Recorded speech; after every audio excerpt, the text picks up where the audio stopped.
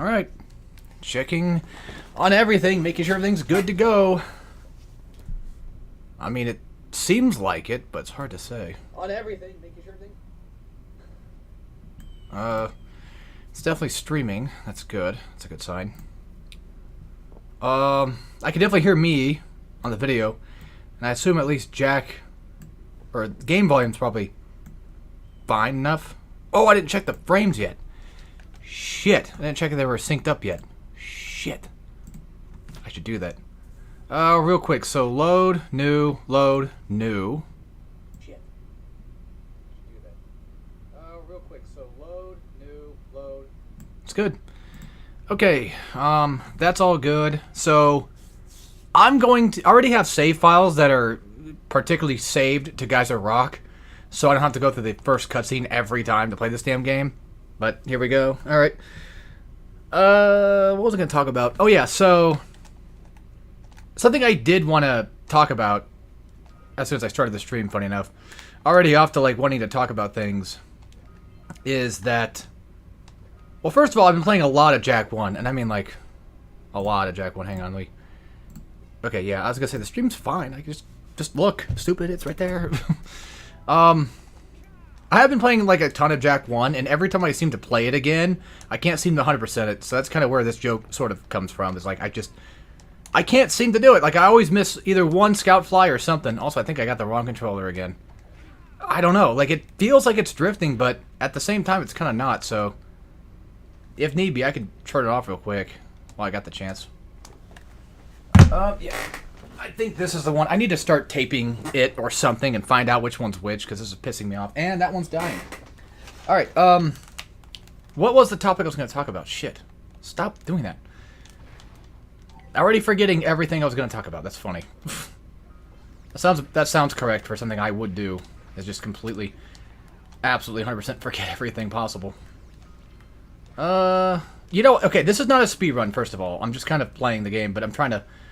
I will try to be quick, because I do like playing Jak 1. I used to kind of sort of speedrun it back in the day. Not by any means of being good, but I definitely did used to kind of, sort of speedrun it, I guess. Yeah, the stream idea was obviously because I've been wanting to 100% it, and I figured, like, well, maybe if I stream it, maybe I'll finally get that chance to 100% this goddamn game again, because I used to... like, I know how to 100% Jak 1, but for some reason it's just not working. Like, things are just not happening for me, and it's really annoying. So, alright, we currently have 43 orbs. Because guess what? Last time I played this game, I was playing it again to try to 100% again, and long and behold, I missed one freaking orb, and I didn't look behind me. So, of course I wouldn't look. And I was like, you know what? I don't feel like doing this right now. But I was going to talk about something YouTube related. It was along the lines of... what the hell? That was weird. Didn't mean to go that way. It was along the lines of... I just don't feel like I'm really in the mood for doing YouTube stuff. And I figured that, you know, it's possible that maybe if I stream it, it might actually... I wouldn't say necessarily help me with recording anything or getting in the mood of doing YouTube, but just more so, you know, I've been itching to do this for a while, and my brain is telling me, like, oh, no, you can't do it, because if you do it, it's basically recording. But yet, even right now, I feel better about doing this. I was a little scared at first, but now I feel a little bit more comfortable with it, so there's at least that. And then possibly in the background, when there's cutscenes going on or something, I may or may not just, you know, work on things in the background while I have the chance. Maybe. I don't know. It just all really depends, because I like to try to keep tabs on, you know, the streaming side of things as well. Alright. Yeah, I do want to 100% this, which, again, I have obviously 100% the game before in the past, plenty of times. I mean, I even have a Let's Play... oh yeah, that's right, she has nothing in there. I even have a Let's Play series where I did do that, in fact. So, technically speaking, it's not impossible for me to do. It's just I seem to have some really strange bad luck right now, currently. But if I just play it casually, I should be fine. Yeah, don't forget that Farmer Bill over here does actually have a scout fly inside of his hut, so...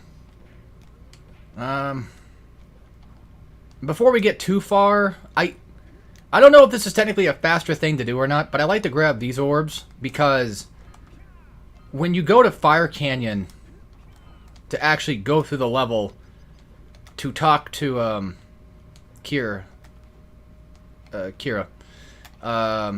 for some reason, I don't know why. Well, I think it's, yeah, like whenever you collect the,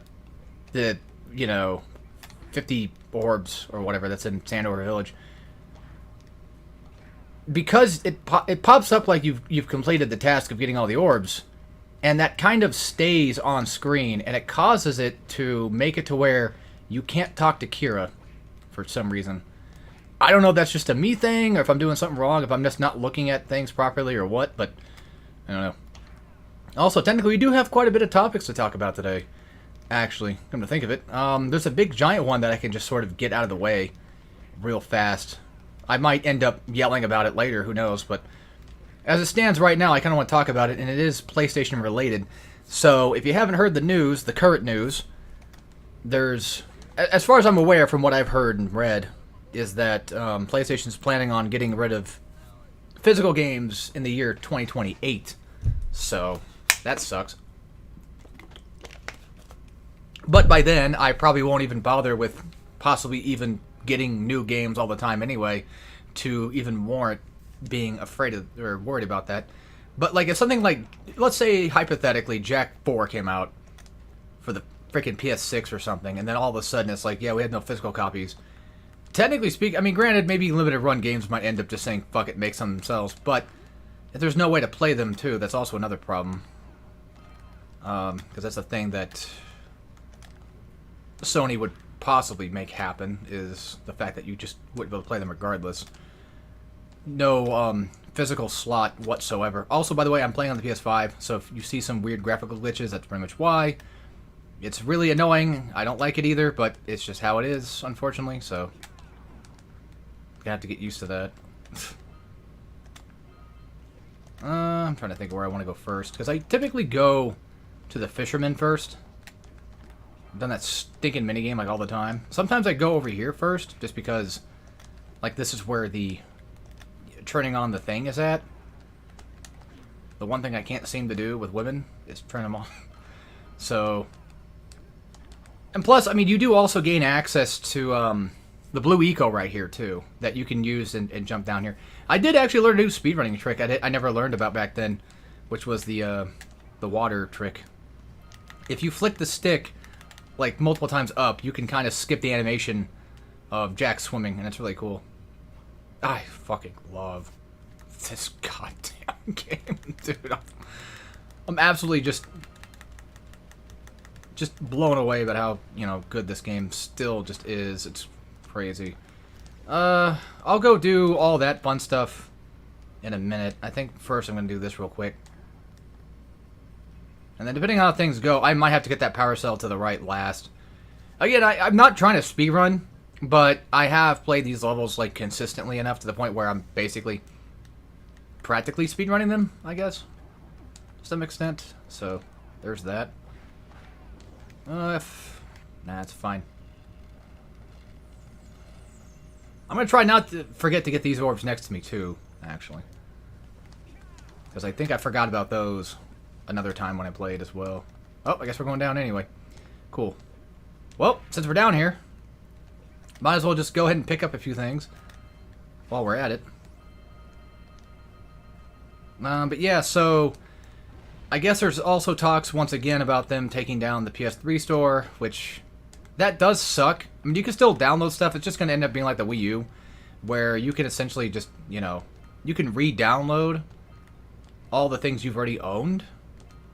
However, yeah, you should probably save Blue Eco for that, but it's okay. And then typically you kind of want to get these whenever you're doing the mirror missions, basically.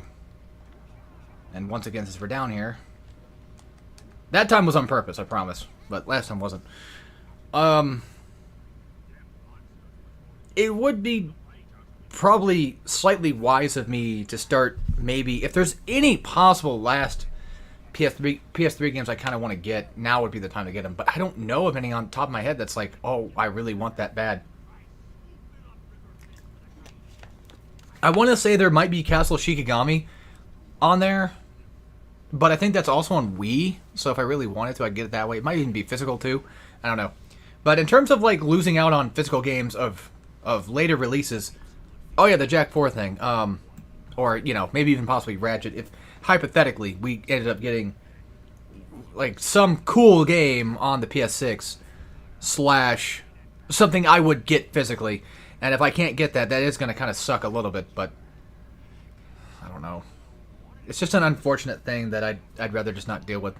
But it's probably just going to happen regardless. So I don't know. Granted, Sony has backpedaled before, but we'll see what happens. It's also kind of hilarious that, yes, I know about it. I remember it. The whole how to share your games, and they're making fun of Xbox, how to share your games, and just literally just hand them a physical copy of the game. And now they're basically doing the same thing that Xbox did back then.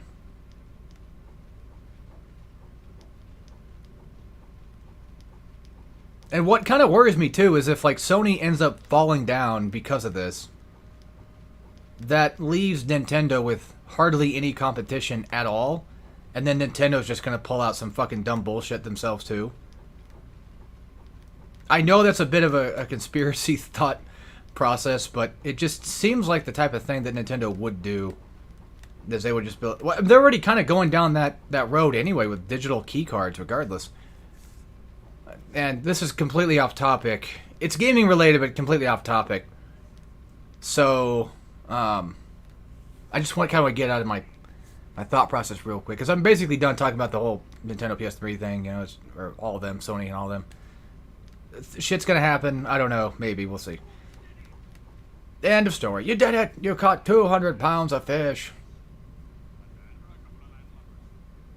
But, in other recent news, I pre-ordered the Avatar fighting game, and I pre-ordered it I think last week, only for them to be like, hey, there's in the next day, there's this download thing going on. I'm like, oh, cool, I can play the game, and is that what they're doing? They're just letting me play the game now, super fucking early, because that's pretty damn early, not gonna lie. No, it wasn't the fact that I could play it early, but more so that I didn't know this was even going to happen. There is a beta going on with it. It's I guess if you pre-order it now or before that, I guess I ended up getting inside the beta. I have not played online because I have no interest. I've just been playing with my brother and my sister. They came over, well, they both came over last night, and they spent the night. And then my sister went home today, and then, well, my brother also went home today, of course, as well, because he's not here right now. But the point is that she went home earlier than expected, and then me and my brother end up playing more. God damn it, I forgot I need Eco for this. Every time I keep forgetting that. We ended up playing more Avatar, and we just absolutely have a blast playing it. Even my sister loved it, too. The first thing that she picked was she picked Azula, and then she just really attached herself to it. And at first I was confused. I'm like, God damn, you're actually doing shit. Because she's not really much of a fighting game player, right? I've taught her a few things about, specials and stuff like that, but it's not something that I think that she really just kind of keeps in mind like we do, essentially. However, she was doing things that ended up, looking like possibly that they were auto combo stuff, but ended up not actually being the case, and I was just genuinely surprised. And yeah, she was having a good time playing that. My brother was playing Zuko, and he was having a lot of fun playing him. Absolutely just adores him, which makes... Oh, fuck, I'm stupid. Which makes sense, because, it's definitely kind of tailor-made to his sort of playstyle. It's weird. As I mentioned this before, but, he kind of gives off this sort of feeling of Under Night playstyle in a weird way. I don't remember how I explained it before, but there's something about Zuko's character that just... There's a lot of really cool stuff with him. This game is mechanically just beautiful. It's a little bit stiff at first to kind of just... God damn it, I keep going the wrong way. It's a little bit stiff at first to kind of understand what to do. Or not really even understand, the mechanics, but the way the controls kind of feel gives off like a vibe of just slight stiffness to them. But I feel like once you get an idea of what's going on, it becomes almost easy enough or easier to play. So, I mean, as with, of course, anything. But,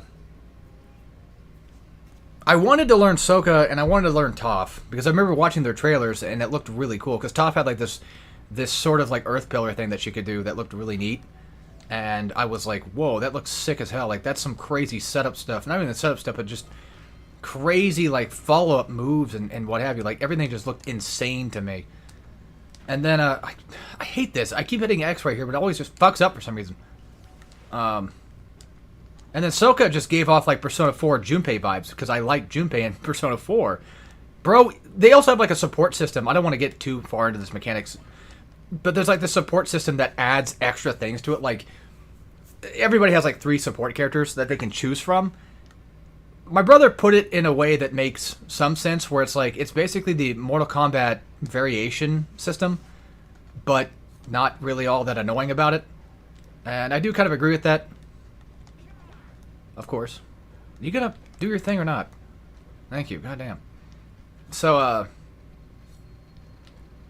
it's not that they change your capabilities much, but for example, for at least Sokka-wise, it will give you, I guess, like, sword levels faster or flow faster, or something like that.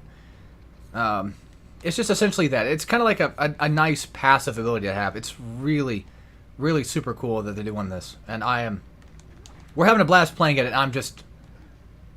I died. Well, you know what? Either I take the death or I don't.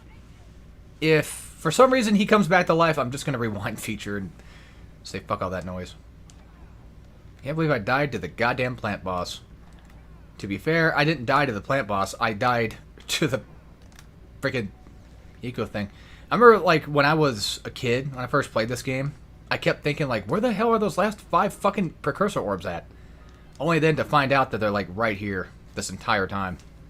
There's 5 right there. But anyway, yeah, so Toph had, like, this pillar thing that she could rise up with that looked really sick. Sokka just looked like Junpei from Persona 4.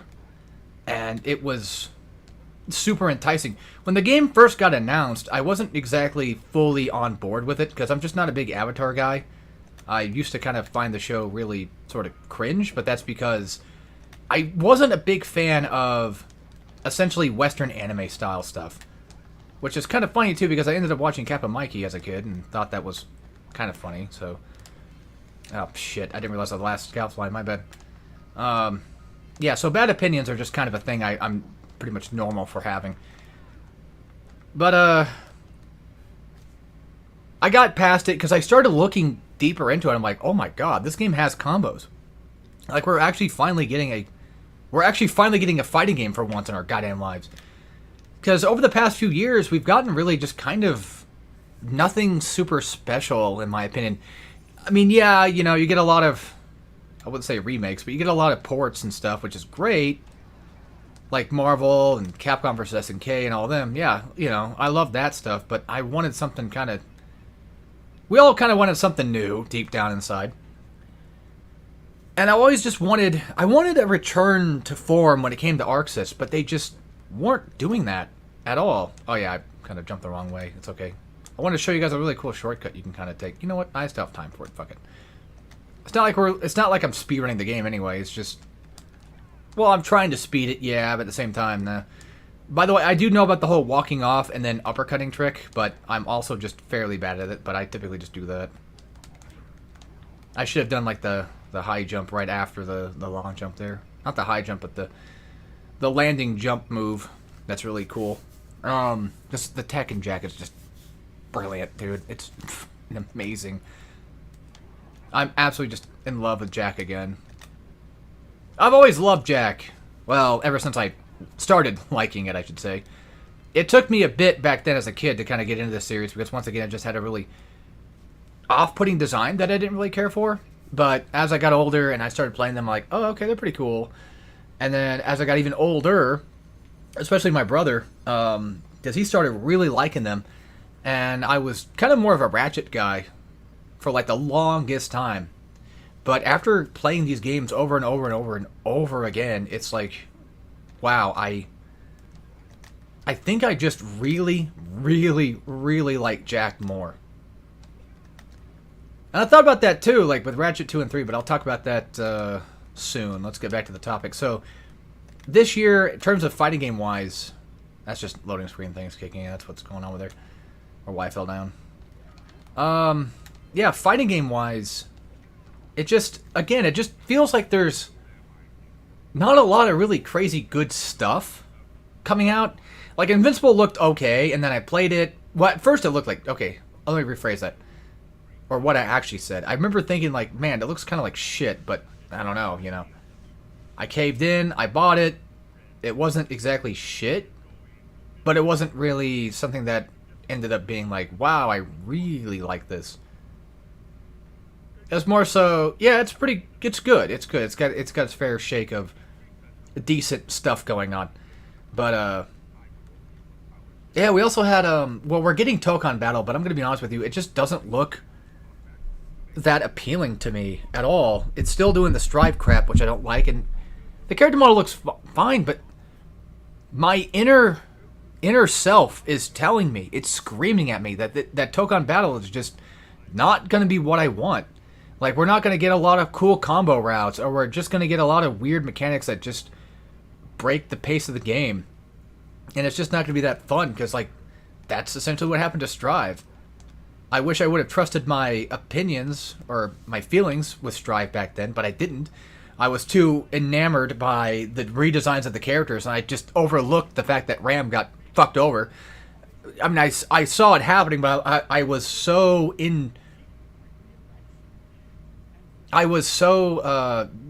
delusioned by everything. Like, I thought, like, oh, well, maybe they're hiding all the really cool stuff that Ram gets.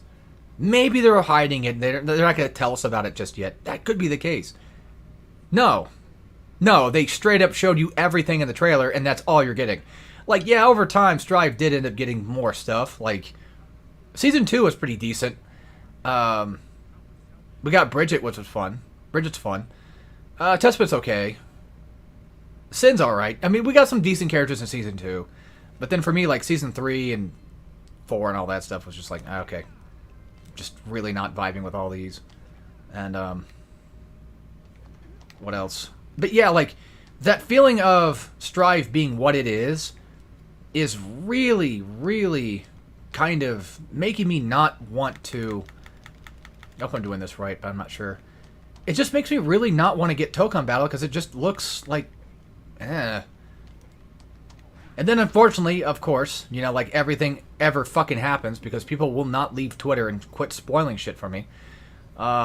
Straight up, just learned about the quote-unquote Midnight Suns characters without just watching the fucking trailer to begin with to find out if that's true. Not necessarily if it's true, but just, you know, getting to see that stuff for myself, because people love to fucking spoil shit, and it sucks. And it will never end. Twitter's the worst with it, to be honest, because, like, it just... No matter where you go, these assholes are just going to data mine everything, and it sucks. I can't have anything fun anymore, because dickbags just want to ruin games for everybody, it seems. It sucks. Directs are also, like, the worst with that type of shit, too. Like, all these rumors and leaks and what have you, and it pisses me off. It doesn't piss me off when there's, like, a leak, quote-unquote, for a direct coming up, or, like, a state of play or something to watch, because at least then I get to watch whatever's happening and get to enjoy that. But then people start fucking spoiling what games we're going to get, and it just takes away all the fun aspect about it. And this is another topic, you know, actually going back to fighting game stuff, kind of. Another quick sort of topic that I had with my friend was, because he mentioned that the Avatar Season Pass, like, straight up, like, all the characters are right there. But I guess as far as I know, because, like, my brother said, like, you know, he saw it too. So, from what it sounds like, it was not necessarily spoiled, but it was just, they already revealed, like, the first Season Pass because they wanted to do that. And I had this interesting topic with both my brother and technically my friend, where my side of the coin is the first thing I'll mention. So basically, when it comes to introducing or announcing new characters, for me personally, I am more so the type of guy that would rather just, God damn it, would rather just see the characters not get announced like all at once, but just kind of wait a little bit and then get announced and get to see, well, you know, all the cool characters when they appear. It's not that I'm exactly against seeing characters get like announced or whatever. It's just, I don't know. I kind of like having the Smash way of doing it, where they just kind of, you just kind of wait and see, and you speculate who's coming, that kind of thing. By the way, you only need to do that like twice. You don't have to do it 3 times. So, boop. All right, cool. Yeah, that's just, for me personally, that's just more so the way I prefer things. Is I like to have things going on, but at the same time, it's not necessarily a bad thing having every character shown off, because at least then you just already kind of expect, and you can be hyped up for that too. There's a hypeness behind both. There's like a little bit more speculation, and that's the difference between that. Is I kind of like the speculation aspect of it. Like, oh, who could it be? Could it be a guest character? Maybe. What kind of guest character could it be? Could it be Jack? I don't know. But when you just straight up, just already right out the bat, announce every character that's coming into that season pass or whatever, like, yeah, it can be nice, because it's like, oh, cool, I can't wait to see what this character does. But then it's like, well, now I know that that character exists. I don't have to speculate of who it's going to be. Because now it's just going to be, I can just speculate about the move list. But with the other side, the former side that I'm with, is like, well, at least then I get to speculate not only in the move list, but the character too. So I get 2 for 1, essentially. And I guess depending on the game in question, it doesn't really matter. Because I asked my brother this too, and he had more of like a lukewarm response, which was, you know, if they announce everybody at once, great. If they don't, great. He doesn't really carry the way. But I get where he's coming from on that aspect too, because it's not like it's a big deal all the time. As long as it's not spoiled for everybody to see by assholes, I can definitely just be fine with either. Which I guess, at that point, that's also a lukewarm opinion. But, I don't know. And I think that's pretty much it. Like, Avatar, the fighting game, I think is going to be my game of the year for fighting game-wise. Because Invincible Versus was just okay, but not really anything super exciting for me. It was neat, but that's really about it. So, that's how I feel about it, at least. And it's just, it's funny too, because I thought it would be too easy to play, but that turned out to not really even be the case. I'm surprised that it ended up being that way. Which I guess reminds me about Avatar real quick, is that it's actually, I feel like it is kind of casual friendly, but also not super duper ridiculously hard to kind of figure out the mechanics either. It's really nice. Just a lot of cool stuff. Oh, and then I ended up playing Aang, which I know it's like, oh, this is a Ryu guy, huh? But, if you think so, fuck you, I don't care. Yet I do, because I keep mentioning it. Right? Mm-hmm. That's how you get got. You let people infiltrate your brain, and then you're stuck thinking about it all day, and it sucks.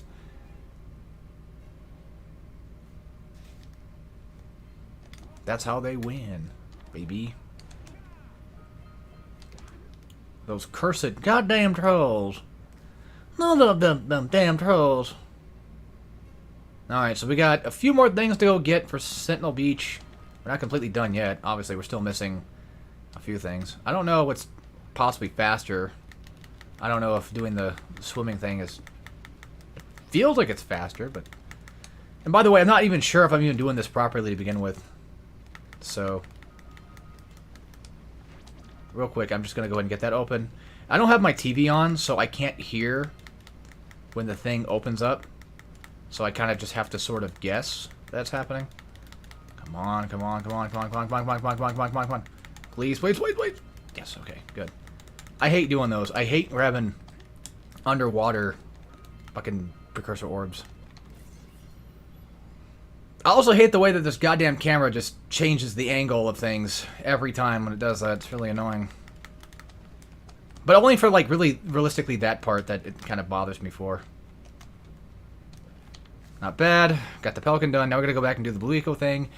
And the reason why I did Forbidden Jungle first, I should probably explain some things real quick. So the reason why I did Forbidden Jungle first, I used to do Sentinel Beach first because, well, you know, it's easy level, it's fun, that sort of thing. The reason why I did Forbidden Jungle is so we can get the Valve puzzles open. Quote unquote, technically speaking, the Blue Eco portals. I want those to be done. And you do need the Green Eco. You do need the Green Eco valve for later. Also, either I must have forgot about this or I didn't know about it for like a while. But my brother, when he was playing this, because I let him play a whole game at one point. When he was playing this, he ended up doing something I never thought of doing, which was, as far as I remember, I never did it. Which was, when you got the Blue Eco and you're doing the jump pad thing, if you land on top of like one of those steel crates, it will break it and give you the precursor orbs. And it's like, that is a much faster way of doing things. Like, holy shit. That is insane. Oh, look at all the scoutflies here. Did I end up getting all the, we'll come back for it later anyway. I don't remember if I got all the orbs or not. Oh yeah, we're going to Misty Bog. 'Cause I think you need 20 power cells to activate the zoomer. Something else too is, since I have game tips turned off, or game hints turned off, not only do you don't get to hear Daxter talking about things, which, I mean, does kind of suck because he is kind of funny. You do miss out on that, but you also do get to skip a lot of like annoying parts that sort of stop the game.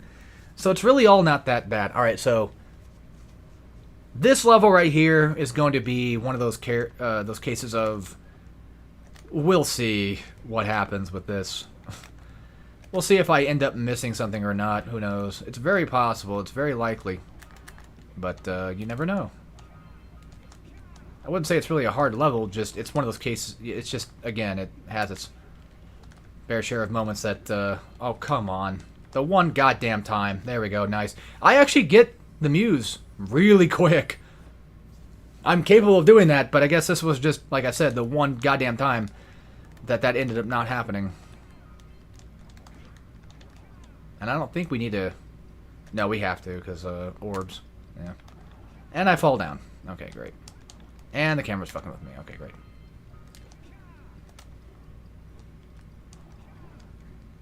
Yeah, the amount of just tech and stuff in this game's crazy. Which I guess reminds me of something, too, is that there is a PS2 game that's, well, obviously inspired by... PS2 game, sorry.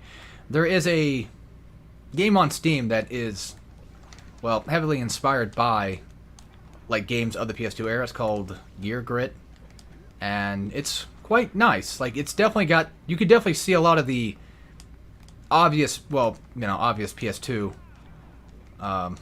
design choices going on, but not only that, but you can definitely really, for sure, you can see the Jack isms, because there is like the classic high jump and long jump, which the developer also added a few extra things called like ninja flip, which if you jump on a wall, it's basically like a wall jump kind of move, or it takes a bit more, I don't know if skill is the right word for this, but it takes a bit more of like, you have to precisely time it on certain parts of the wall and stuff. But basically it's a timing thing, I guess. And then you can also do a long jump into a ninja flip on the ground, off the ground, to launch yourself even further. And then if you do a long jump and you continuously do jumps, kind of like, you know, CTR hopping, you can still sort of maintain that momentum. Like, I feel like the game is going to be pretty good, especially for, like, tech and stuff like that. And when I say tech, I mean just how things sort of feel like and play like. Like having all these really just cool tricks, basically. Just really cool stuff that you can pull off and what have you. They even have the classic Jack City sort of setting, too, where you can, you know, hop on Zoomers and stuff like that. Drive around and take people's cars and what have you. Which, yes, was obviously inspired by GTA, but for Jak 2 and 3. But either way, this is definitely very influenced, especially by Jak. And it's nice to see some level of not only just Jak appreciation, but Jak type game. And this is not a this is not a Jak type game, but there's a game I found out about recently, and I saw the cover for it. And I'm like, I know what this is. This is Metroidvania, isn't it?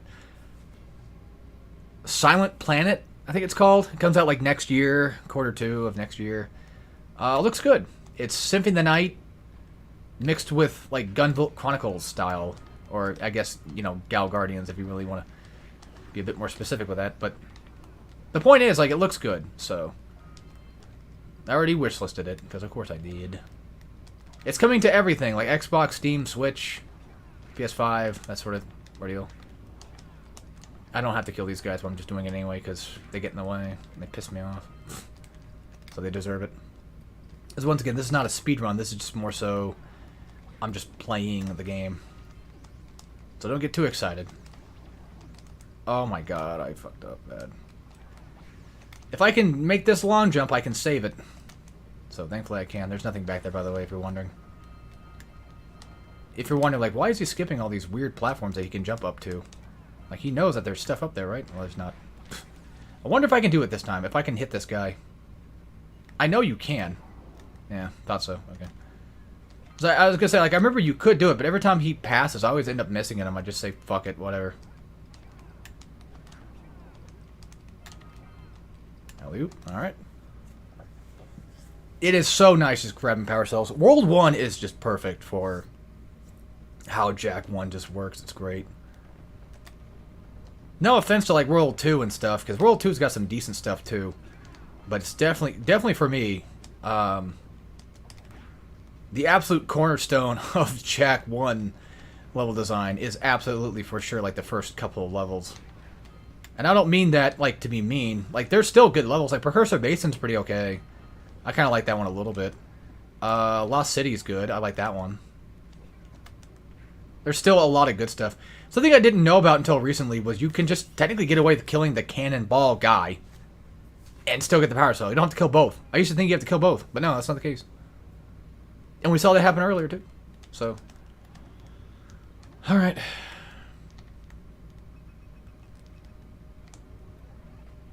Question is, do I go back down there now, or do I go back down there later? I know there's a trick to escape, or not escape, but not have to play the gauntlet, but I'm not sure how to do that, so... fucking bastards. Also, I love things being animated when they look good as well, which Jak thankfully does not only just look good. Not talking like graphically, but I'm talking like art style wise. I really kind of think the art style is pretty decent nowadays. Back then as a kid I didn't really vibe with it, but that's just back then, and this is now. So I'm a different guy nowadays. You know, I have different tastes. I'm still not a fan of things like Felix the Cat or whatever, but I really do appreciate some animated stuff here and there. Just really depends, I guess. But I love the squash and stretch that Jak has. That they do end up actually keeping for later games too, which is nice. And watching Daxter just sort of fling around with you is really cool. Okay, we have all 7 power, or... I don't know why I said that for. You know what? I already hold on. Fuck it, let's try to get rid of these guys first, I guess. Never mind. Yeah, the last Scout Fly, I always end up getting the last Scout Fly in here. Because I end up just coming to this spot kind of last, so... That's pretty much why. I'm dead. Yeah, I was gonna say, if I hit that, I'm fucking toast. I was gonna get the Scout Fly and then get these orbs, but... Since I got them now... I keep falling down, too. You know what? Fuck it. Oh. Okay, there we go. Guess I'll grab the scout fly. But I'm going to do what I do nowadays and just grab the power cell first. And then come back for the orbs. Something else I've been doing a lot is playing a lot of CTR. Even taught my sister how to play it a little bit, and she kind of learned it pretty quick, so... Or faster than I expected. And then we played a bit of Mario Kart 8, and that was kind of fun. Didn't get to do everything we wanted, but it's alright. Uh-oh. Guys, that's not good. Where the fuck am I missing 3 orbs? That's not good. I usually have all of them by now. Great. So, the curse is... Wait a minute. Did I forget to jump those? No, because I just did those. Where's the last fucker at? There he is. That is weird. How did I miss 3 orbs? I have a guess as to where they might be at, but I'm not even sure. I can take a look, but I'm not even 100% sure about that. But if I'm trying to 100% this goddamn game, I would like to do that. But I usually end up getting all the orbs in one foul swoop. Am I just that bad? Apparently so. Yeah, the idea of where I think they're probably at is... Well, there's a couple ideas. There's the gauntlet. There's possibly maybe up here that I may have just accidentally just glossed over without even thinking about it. I don't know. It's only 3, so most likely candidate for potential spot would be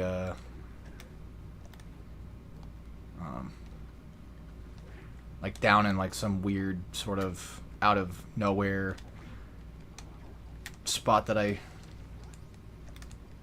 didn't look too much at.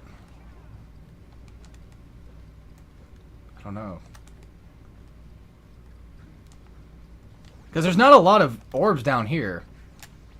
And as far as I know, there's not a lot of orbs up here either. So there's no way I would have missed these because I got them. But like even over here... Stop! Game! Come on! Motherfucker.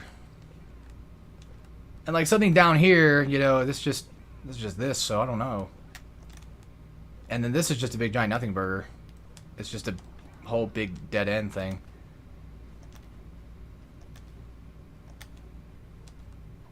Yeah, I didn't mean to miss orbs. It just happens. This is what the curse does, man. This is what being a burnt peanut clone does to you. It makes you shit at video games. The only way to get rid of this goddamn curse is to beat these fucking games. Because, like, yeah, they wouldn't be down here. There's, like, 2 packs of orbs. There's, like, the ones up there, and then there's the ones that you kind of... Well, you've seen them earlier. You know what I'm talking about. It could be in the gauntlet, because I might have just overshot a few of them. I know I'm making excuses, but it could be another careful case of PS5 rendering distance shit making things pop in and I can't see them until it's too late. It could be down here. No. Where the actual hell did I miss 3 fucking orbs at for some stupid ass reason? I don't know. Because they're not here either. Did I forget to get all of them over here in this thingy? Or did I forget to grab some that were... You know what, I bet you they're probably on the bridge. Or not the bridge, but this thing. The ship. And my dumbass just didn't see him or forgot about him. I'll take a death, I guess. It's okay. Ugh. I'm not doing so hot. I'm not really impressing anybody. But then again, this was never supposed to be impressive. I just wanted to play E.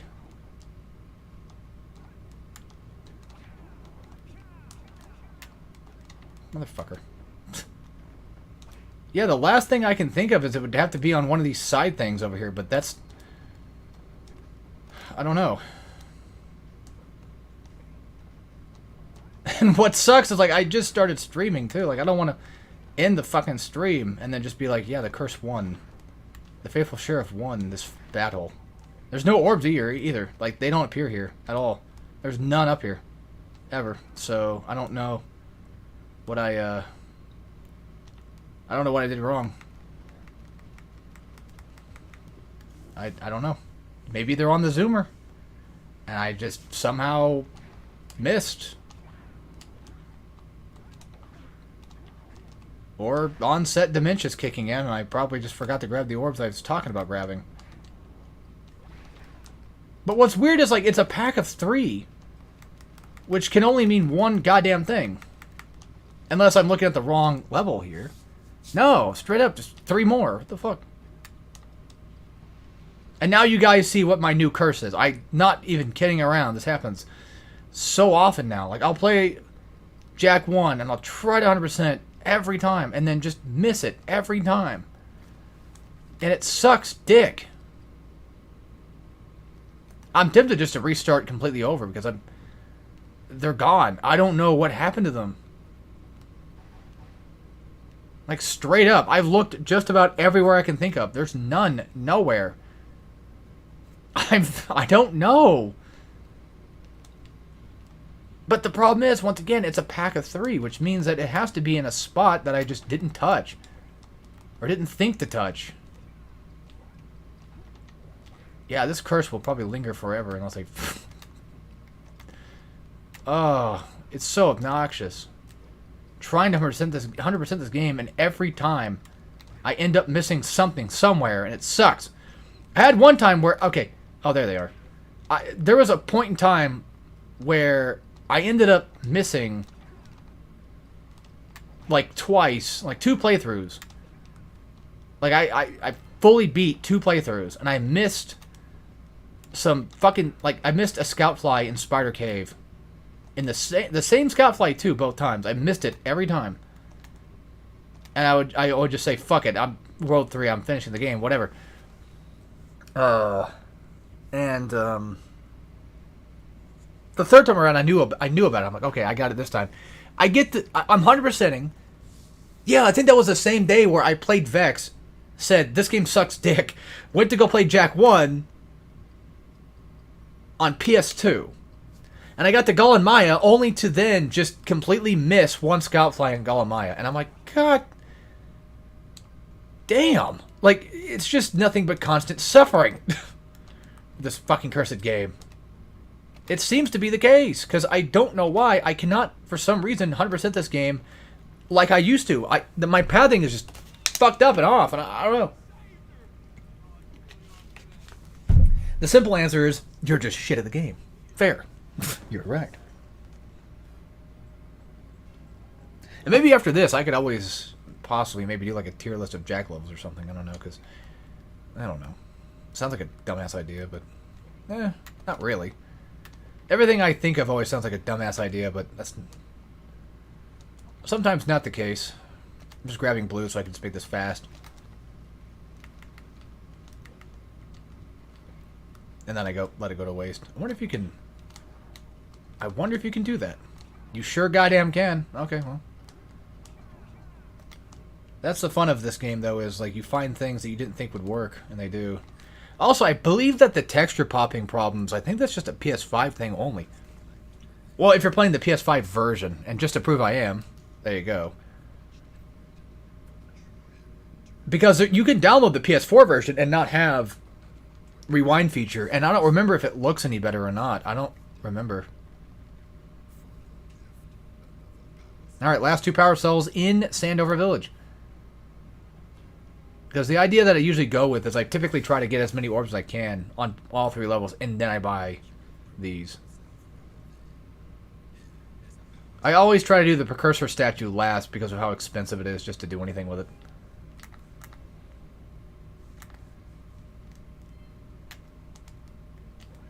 Also, I am kind of a little bit upset that we never ended up getting like a Jack 2 that was... Or like a... I mean, obviously there's a direct sequel to this game, duh, but what I mean to say is another collectathon type Jak and Daxter game. Also called Jak and Daxter. they just straight up jumped straight into Jak 2 right after. Which at the time, I get why. And don't get me wrong, like, Jak 2 is awesome. I love Jak 2. And I love Jak 3. And I quite like Daxter a bit. I think it's a decent game. But I mainly love the trilogy, which I should probably finish that topic about Ratchet topic. Okay, so I recently did some thinking, because I've been playing nothing but, like, basically Jak and Crash stuff for a bit now. And it got me really thinking about how I used to absolutely adore Ratchet a lot. You know, it took me a bit to kind of get into Jak, but once I did, I was like, okay, this is kind of cool, but I still kind of like Ratchet. Ratchet does have, like, a lot more games under its belt, but if we're looking at just the original trilogy by itself, not counting Jak X, not counting Deadlock, could I even count that? I could, but okay. Let's just keep it basic and talk about the original trilogy. So, Ratchet 1 is my favorite Ratchet game, at least currently, and has been for quite a bit now. It used to be TOD, and then things had changed, and I don't know, now it's Ratchet 1 because I like the simplicity of it, and it's a bit of more of a platformer with guns instead of just being a game about shooting and then sort of platforming here and there, but that's a topic for another day, or later in the stream. So, in terms of the original trilogy, like, I like Ratchet 1 quite a bit. And I'm not, like, the biggest fan of Ratchet 2, but I don't really exactly hate it either. I don't like the later half of Ratchet 2, more specifically. The first half, it's like, alright, I can do this, it's fine. It's that later half that really kills me. And then for Ratchet 3 is decent, but it's one of those, like, off and on again type things, where there's, like, a level here or there that's decent, but then you get back into the level that's like, I don't know. And hell, even nowadays, like, after TOD, Crack in Time became my favorite, actually, believe it or not. And that's even kind of fallen down for me, too. So, but back to trilogy stuff. So, Ratchet 1 is my now favorite, because it's something fun to kind of go back to. It's a good platformer. I love the level designs. I like a lot of that, you know, I really do. And I like the weapons. Not all of them are my favorite, but I like having the decision to just use weapons that I want to use and not be forced to level up guns. However, of course, that does not mean that I hate the level up system in later Ratchet games. So, I do like those in that game.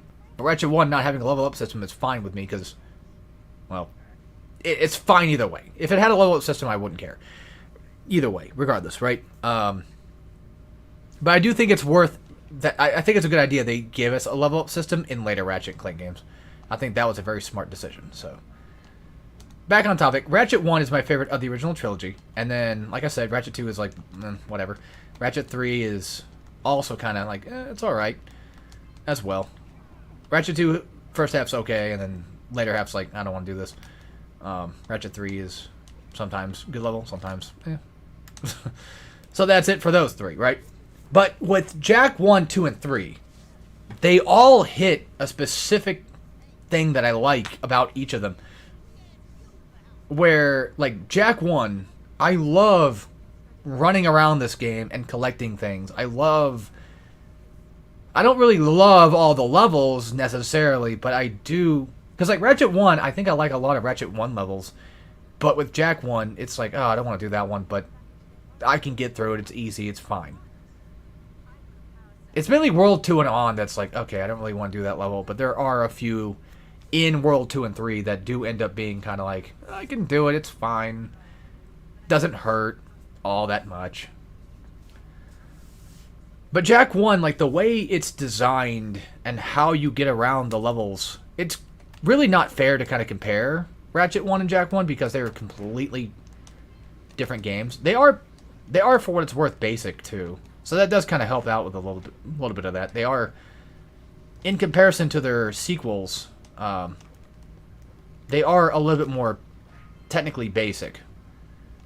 But Jak 1's just overall, you know, letting me play feels better than Ratchet 1 in a way. Like, I can just easily whip out Jak 1 more often than I can Ratchet 1. Just for how Jak 1 just feels to play. And it's a very good feeling game, too. And that's the aspect of it that I really like a lot. Is how well this game just really feels to go through. I did not know he throws rocks down here. I did not know that. I've never seen that before. Oh, no, I'm not another hero.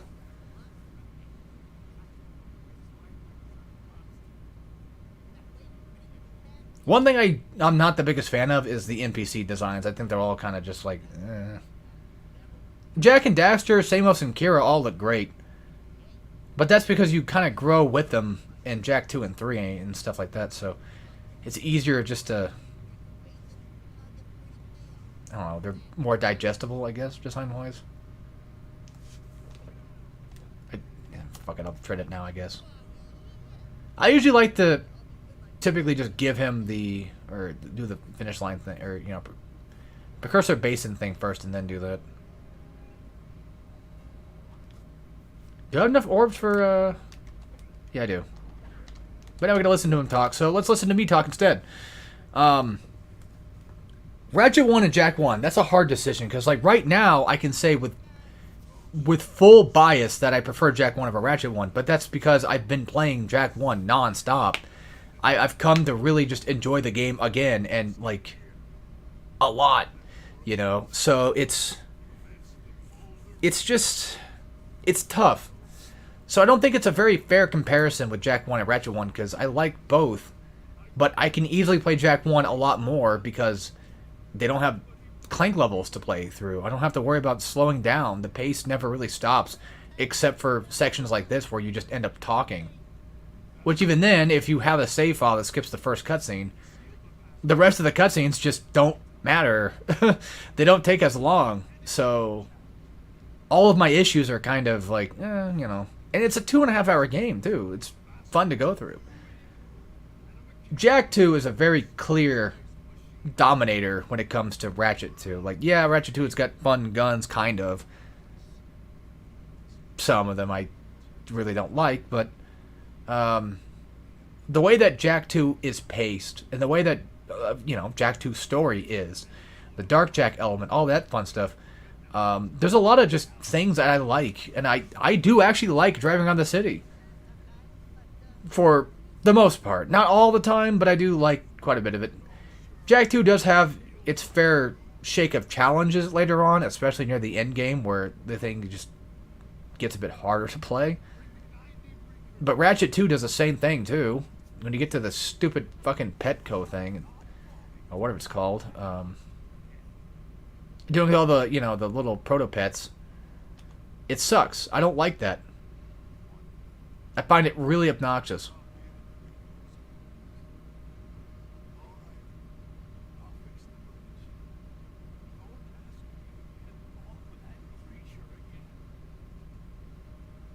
So, at that point, I just prefer Jak 2. And I like the Wasteland combo system. You know, it's really cool.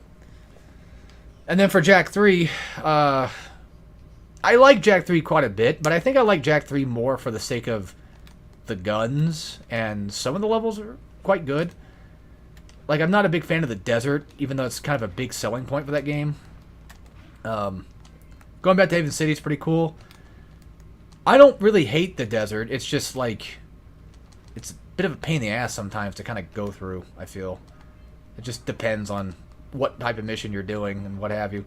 And the cars just don't feel like they control the best all the time. Or they tend to get kind of a little rough.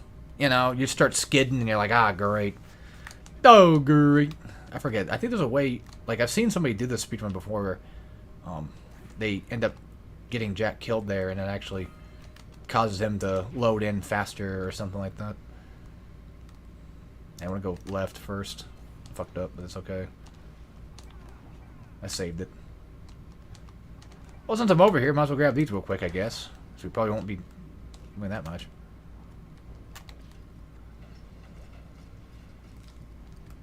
Damn it. Oh yeah, you don't go that way first. I forgot. Whatever. It's fine. Don't matter.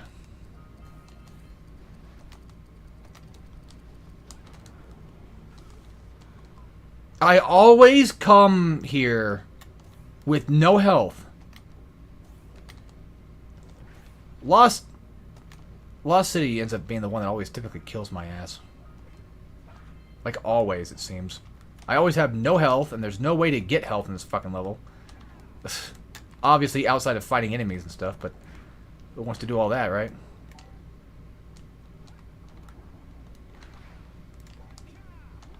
Shit. Yeah, once again, it's not a speedrun. I'm just kind of doing whatever. I'm going to be eating shit soon. I'm not careful. I already fell off, which means that this thing is going to go down quick. Also, you might hear some fireworks. Possibly, I'm not sure. So if you do end up hearing fireworks, I apologize. Not much I can do about that. I don't have soundproof walls or anything, so... Game. They knew. They were like, yeah, nice try, dickhead. I wonder if you can high jump up there. Never tried, but... It doesn't seem like you can. It's fine. I'll just eat shit. This is one of the few levels that, even though I do like it a bit, it does give me some crap from time to time, so...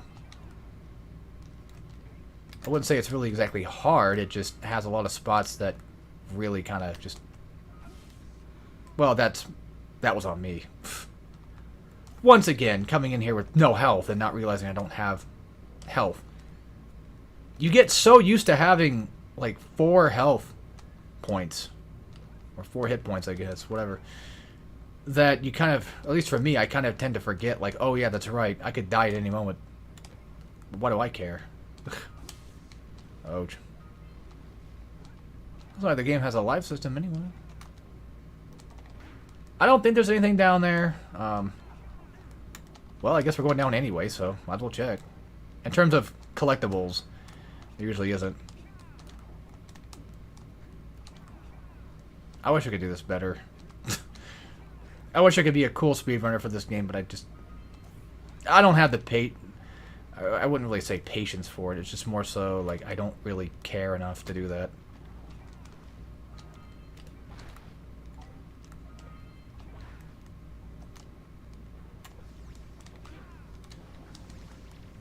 I don't have the motivation to really want to learn all this.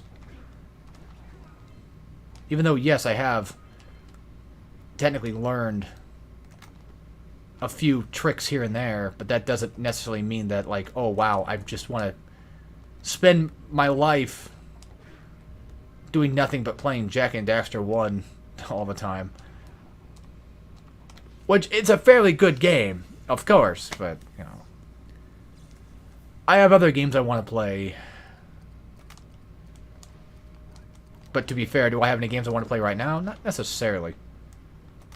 But that doesn't mean that I don't want to ever play games ever that are different than this. Once again, one hit point left. Because it's so easy to go through them. It's so easy to die here. I don't know why that is. I mean, I'm pretty sure it's just the fact that, like... And this happens. I'm pretty sure it's just the fact that there's all this green water shit that will hurt you if you touch it. So it ends up kind of killing me more often than not. Boge.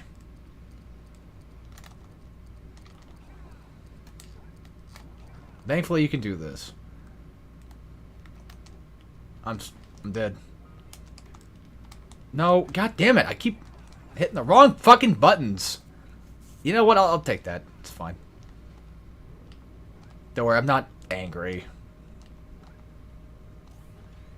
But back to the Ratchet Jak talk.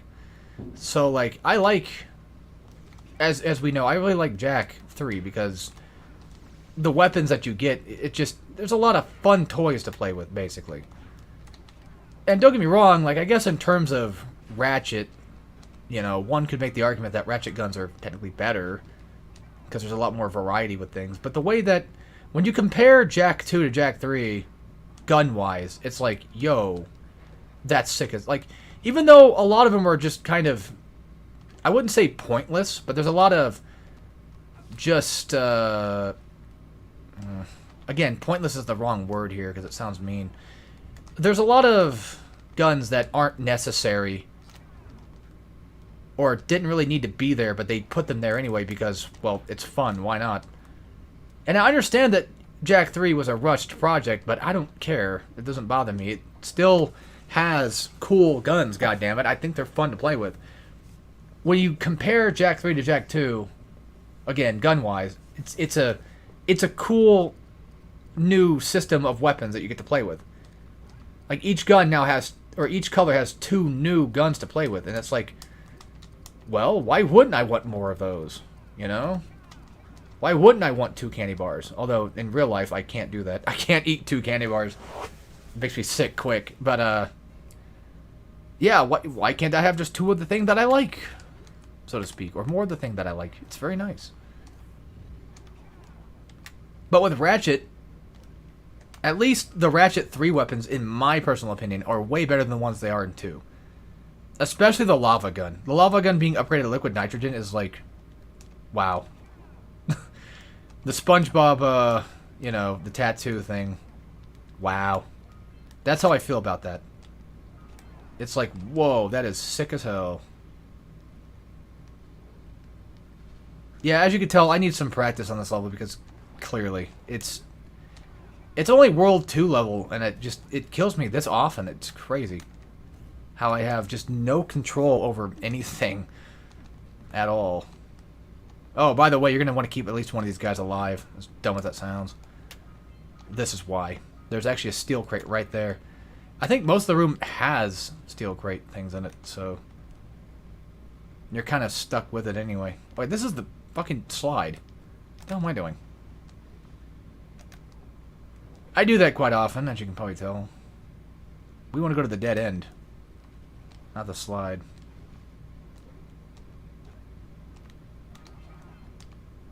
Oh yeah, this kind of happened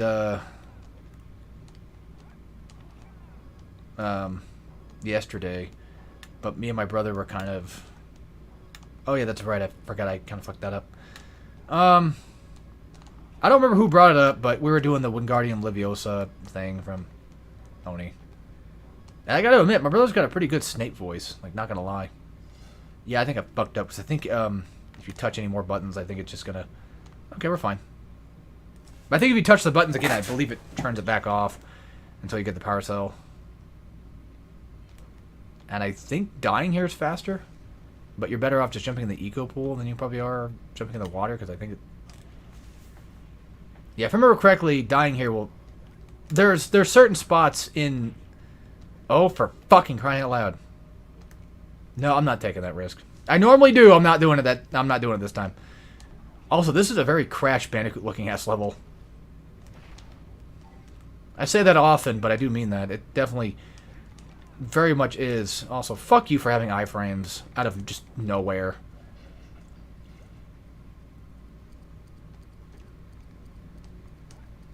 I would say it's probably faster to die here, too. As I think you respawn in this room, but I don't know. I don't remember. I'm trying to find out. A part of me wants to say that's the case, but I don't... Yeah, okay, I didn't think so. Alright. Fucking stop. Losers. Now you can see what happens in this cursed fucking level to me. Yeah, I'm just this dumb. I don't even know. But it's not bad having 1 health left, because if I miss any orbs or anything on this slide, I can just reset the slide. It's not a very long slide either, so... And it's not a very hard one, to be fair.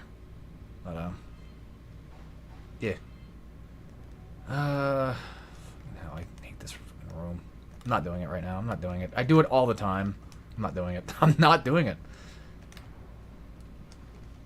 I'm not doing it right now. I should specify. But, dumbass. Yeah, so... Ratchet 3-wise, it's just a case of... I don't really like a lot of the levels. I just think a lot of them are kind of whatever and kind of boring. But... Not that... Ratchet 3's fine. Like, I can go through Ratchet 3 and be okay with it. For the most part. Like, I can get through a full playthrough with relatively no problems. And I like Metropolis kind of at the end, and the game's difficulty doesn't get anything too extensive. But the thing with Jak 3, though, is like the beginning desert driving in the desert stuff, how constant it is at the beginning is what kind of drives me away from Jak 3. But once you get past that slope of Jak 3 isms, I guess, or whatever, then it becomes like, okay, of course I would. Of fucking course I would do that. The game really is proving that I'm not here to speedrun. It's definitely telling me that right now. It's like, yeah, you're not doing that. I know there's a skip for this. Like, you can skip the button somehow. I forget how, but I know of it.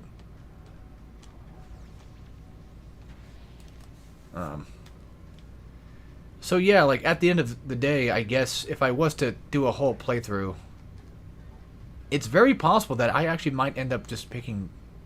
I keep talking about, like, Jak 3, but there's a chance I might just say fuck it and just say Ratchet 3 would probably be more of my favorite than Jak 3, which is weird to say that. But I don't... Well, not really weird, because I used to be a big Ratchet fan, but I don't know. But Ratchet kind of suffers from that problem where I feel like it's not really a super highly replayable series, even though it is. It's replayable because of challenge mode. But when you're trying to play the game again, for old time's sake, for me at least, it becomes a case of, like, I don't know if I really want to do this. You know? So that's where that problem kind of happens. By the way, if you fuck up the first slide, you don't have to die to reset it. You can just come back here and do it again. I forgot. So, you don't need to die in the first slide if you don't want to. Because at least then you get a second chance to try this again. Huge waste of time, but because of how the way it is, I'm probably going to kill all the enemies down here. Because of just how obnoxious they actually are. Because they're really bad with this. And then the timing on trying to get everything just sucks because of them. It is a fucking nightmare room, and I hate it. I absolutely hate this fucking room, and that's why.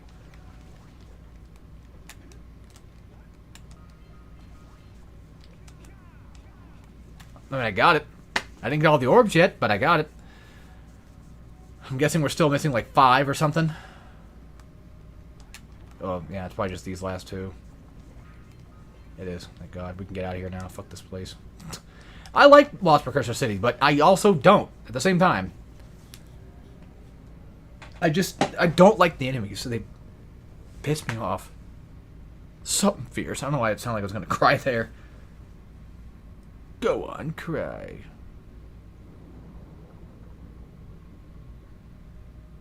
And I didn't talk about this much earlier, but the reason why I talked to the guy that's doing bets, the gambler, I talked to the gambler, the hero, and the Lara Croft looking chick, the explorer chick, is so I can set them up for failure later in life.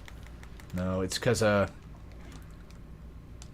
explorer lady, I set her up first because you need to talk to her to activate the moles in Precursor Basin. The gambler activates the racing minigame in Precursor Basin, and then the hero just pay him 90 Precursor orbs and he opens up your thing. So it's just like, he's already there, just give him the damn orbs and go. And speaking of orbs, we don't have enough to get Oracle. Well, we do actually have enough to get Oracle, of course, but actually, you know what? Fuck it. I'm going to do that. We're going to do Oracle first. Fuck it. I think I gave the gambler his fair share of orbs, I think. I didn't give the explorer lady her orbs yet, but I don't want to come back to the Oracle constantly, and I do have enough for him, so...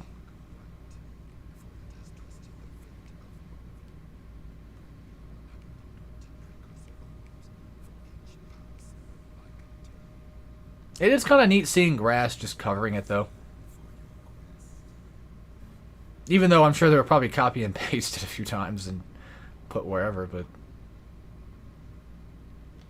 It's fine. I think it kind of adds a little bit more to the idea of what the Rock Village is. It's more like a primitive kind of I guess country, because especially with the country guy himself in the swamp. All right. Time for Precursor Basin. And since I don't have the volume turned on, I can't hear if I'm catching up the lurkers or not, but that's fine. Who cares? I think right now what I'm going to do is... I usually typically try to do the race first, but actually, no, fuck it. Let's do this one first. I like to try to collect everything that's just around. Like all the orbs and all the scout flies before I probably start doing any of the minigame stuff. Or the power cell requirements. That way I can just kind of get them out of the way and don't have to think about them while I'm doing missions. And besides, it gives me a way to kind of just get around the map and, well, collect $200. I don't know why I keep forgetting where these things are going to appear at. I should know where they're going to appear at because I know this game. Apparently I don't. We're almost done. We're almost done with purple. Purple sucks, but it's fine. Okay, I thought we were almost done, but no. Oh, yikes. Sometimes, I don't know if it's just the game being weird, but I feel like sometimes that thing just straight up just kills you. Even at full health. It's just bizarre. So there's a break in this game, isn't there? Like, I kept thinking that for years. I'm like, I swear this thing has a brake system. It's like, if I were to jump in air and hold square, I think it actually stops me, because like he just keeps going if I don't do that. But I'm not even 100% sure that's even the case. Speaking of... Yeah, I got this. Okay. I was going to say, I'm 100% sure-wise, I think you can get the lurker on this path. Because there's two paths they go. They go this direction, or he goes the opposite direction. It just depends on essentially where you were chasing him at. And the lurker thing, for me, it's weird, because I feel like I don't really understand how or if I'm really truly catching up or not, because it just doesn't look like I ever am. Because the way they indicate that you're catching up is through sound, but it also just seems like, yeah, I should be catching him because I'm pretty close, but then it just doesn't do it, and it's... Sorry, itchy head. It just doesn't do it. It's really fucking obnoxious. So I don't know. I don't know if it's just a case of I'm doing things wrong, which usually probably is. Also, this is why having the green eco valves open is necessary, so you can do this minigame. This one kind of sucks, but thank God they don't really kind of bring it back in its fullest in later games. They do sort of bring it back in like Jack 3, but not too crazy about it. What? Fucking hell. It's kind of funny too, because this is pretty realistic to real life. Also, I think that the only way the plants grow back, which it seems like that's the case, is if there's one nearby. They never just grow back because you didn't touch, or like they don't specifically grow back because you're wasting time somewhere else. They just grow back because there's another weed next to it. And I think that they work kind of how weeds sort of fucking seem to. But the point is, like, it's really depressing how true to life that is, trying to deal with fucking weeds all the time, and they just do that shit. I got them nice. That's one way to do it. The best way to get that lurker, to kill him, is just to kind of fall down the hole and then slightly move left or right, depending on where he might be going, and try to hit him that way, which luckily I did end up getting it. It's a little tough to get, and it's pretty finicky, but it can work. It doesn't work all the time for me because I tend to kind of fuck it up, but you know, if you can get it going 100% all the time, then yeah, great. That's a good spot to kind of hit him at. Probably one of the more quicker spots. Yeah, I see the blue ring, and there's also, of course, a scout fly down there, but I'm not going to worry about that just yet. And every time I jump in here, or I jump on these platforms, I always think about, because I was watching at the same time, I was watching Faithful Sheriff shit about him getting dunked on, because he sucks, and he was talking about, like, somebody asked him, like, are you ever going to play Roblox? And he said, no, I will never play that game. And I always think about that same thing when I'm writing on those pillars. That's just what I unfortunately associate it with now. It sucks. Is it number 6, right? No, number 5. Okay. The other two are most likely probably in the other area. Both the blue ring and the purple ring do end up going back to the sort of same spot at the beginning. If I miss this, I was going to say, if I miss that, I'm just going to rewind. Yeah, I remember when I first played this game. Okay, I don't remember that far back, technically that far back, but I do kind of remember feeling like this place was big. That's the only thing I can think of, is I remember for a while I used to think, like, God damn, this level's too much. It's too big. It's too weird. When in reality, it's really all not that bad. I have to remember to come back and grab that orb. I forgot about that one. And this is the only technical zoomer level anyway, so... I mean, yeah, there's levels where you do ride the zoomer. Ride! Oh man, that shit was so cool. Back then as a kid. It's still technically kind of cool now, I guess, but... Mainly the opening. And I used to be... I wouldn't say hard into Naruto, but there was a point in time where it hit, you know? Comes on Toonami and you're watching it, it's like really cool. They're doing all these cool stuff, like jutsu stuff, and it's like, oh, that's so cool. For someone that wasn't really into anime much back then, it was one of the ones that was like, oh, that's kind of neat. I kind of like this anime a bit.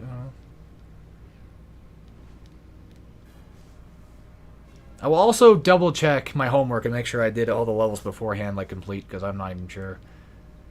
At some point I'll check them, but... I think, yeah, it's this ramp that has the orb. The orb of confusion. Oh! And now we go back to the other area. There's only 2 areas. Because that's another thing I used to think, too, is like, I'm like, I swear there's like 3. It feels like there's 3. No, there's not. And if you do the race right now, it ends up in the same spot. Or it ends up in the same area. And also for the moles. The moles are weird, because I feel like you have to be slightly fast enough, like, to sort of chase them down, but at the same time not too fast, because then it'll kind of fuck up their AI, I guess, or something. I don't know, it's really weird. It's kind of like the lurkers, too, where you have to be at a certain distance, kind of, at all times, and then eventually you can just kind of worm your way in. Wormy! And then finally get the keyhole. And then that'll happen. They'll just fucking run the other goddamn way. And it's like, why? I don't like the moles, man. I don't like them. They suck dick. Oh my fucking god. I'm sure somebody on E26 has made something about them already. I'd be surprised. They definitely look like they probably would go there.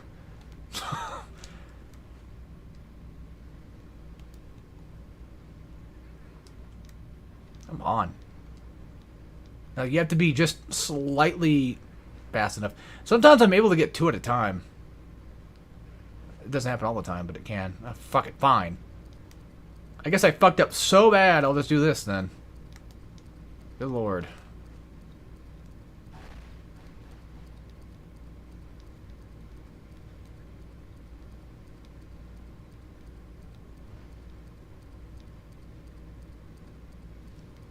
And you don't really need blue eco. If you're speedrunning, maybe, but, you know, for me, it's like, nah, I don't feel like I really need that. It just... It makes me go too fast, and I feel like I can't really control myself nearly as well. I like the idea of it, but... That don't mean shot. And then you get your orb back in the Rock Village. Not your orb, your power cell. Goddamn. Those are 2 different things. Can you guys please cooperate with me? Yeah, see, because, like, I don't know, it's weird. You have to be, like, a certain distance to get them to activate. If you get too close, they'll just stand there like deer in headlights. Not know what to do. And then they might do something like this, where they just keep running around in a fucking circle, and they won't change paths. Even though I'm trying to go the other direction that they're going, to stop them from going, or not the other direction, but like I'm trying to stop them from going a certain way. Yeah, I know. I struggle with these guys. I don't know why. I just do. It doesn't feel as easy to herd them like it was the yak cows. Like I can easily do yak cow stuff, but I can't do this. And then they just don't fucking hop in the damn hole. Because I'm just probably not close enough for them to be scared by me. So they end up just saying, fuck it, fine, we'll keep running around. And it sucks. It pisses me off. This is also the direction I recommend going when you're chasing the lurker here. Just how annoying he is. And then, yeah, kind of cutting corners does sort of help a little bit. But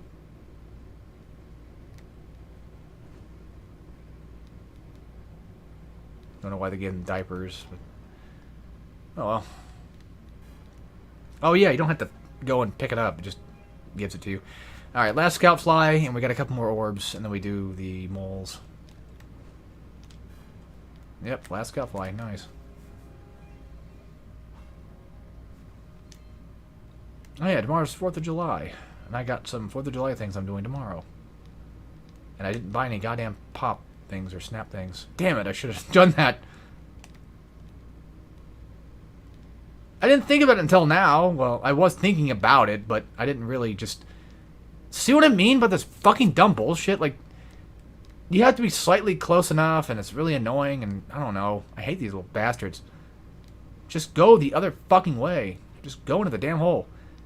You have to be just close enough for them to be scared enough to run into the hole, but you have to be far enough away so they don't accidentally just run into them and stop them. Or if you get too close, they just won't go in the thing. You have to be just far enough every goddamn time. And here's the thing, though, too. I don't have game hints on, so I'm not even sure if I did all of them yet. The only way to find out is to talk to the lady and see if I'm done. I mean, I could just run around and look and see, but it doesn't... It looks like I got all of them. I'm just guessing I got everything. Real quick. Just gonna check every level real fast. I mean, yeah, power cell-wise, yeah, we did everything, but... I don't see what... Yeah, there's no way in hell I missed any power cells by now. There's no way, right? If I remembered how many power cells I get by this point, I could just use that as a reference, but I don't know. I don't keep up with that too much. Alright. We got more orbs, so we should be able to give her orbs to also get a second power cell. And I think that was for the moles, so that's done.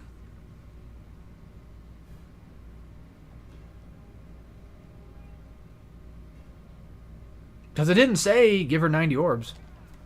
And then it moves you away from her too, which is stupid. Not stupid, but it's like, oh man, what a slight annoyance. Now we have the gambler to do, the hero's done. And I would say that's the last of the NPC characters, but that's not actually the case. There's still plenty more to go through. And I already paid him, so...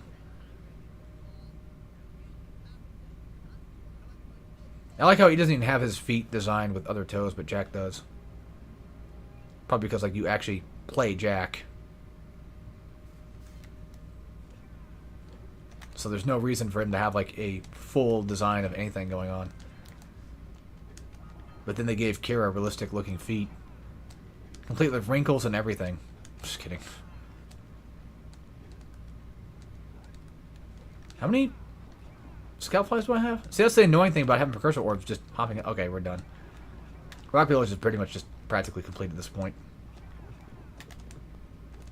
I could have died there, but I didn't. I love the punch. It's so cool. So fast. And yes, that was a mouth fart. I farted from my mouth. It's impressive, to say. Alright, grab the yellow eco last.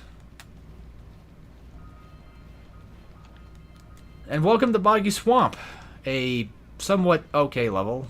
Not really my favorite, but definitely is a level for sure. I think you have to basically... Whoa. In real time, choking on my own spit. Now you get to hear it for real. I think that this is one of those levels where... No, what am I talking about? What am I trying to say? Hang on. It's not a favorite of mine, really, but it's okay. A lot of orbs are just kind of hidden in boxes, so... I want to say that this might even have like 150 orbs. I feel like that's wrong. Guess we'll find out at the end. I can't seem to remember for some reason. I don't know why. Just onset dementia, I guess. No need to blow that up. I just tend to forget that I don't need to do that. Spider Cave's going to be a nightmare. Guarantee it.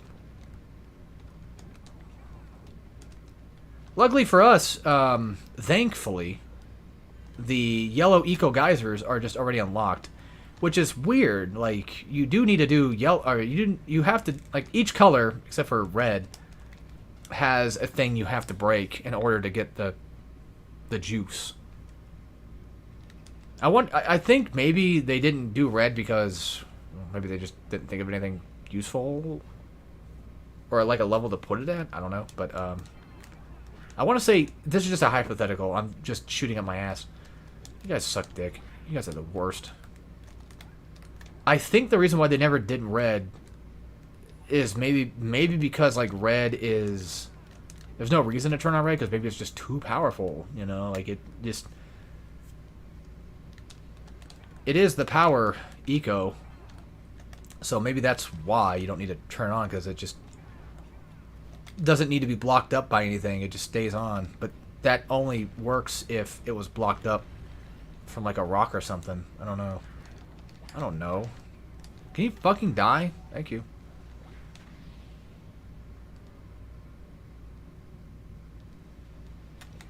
And you don't really need to do that one. It's too late. I already touched it, I guess.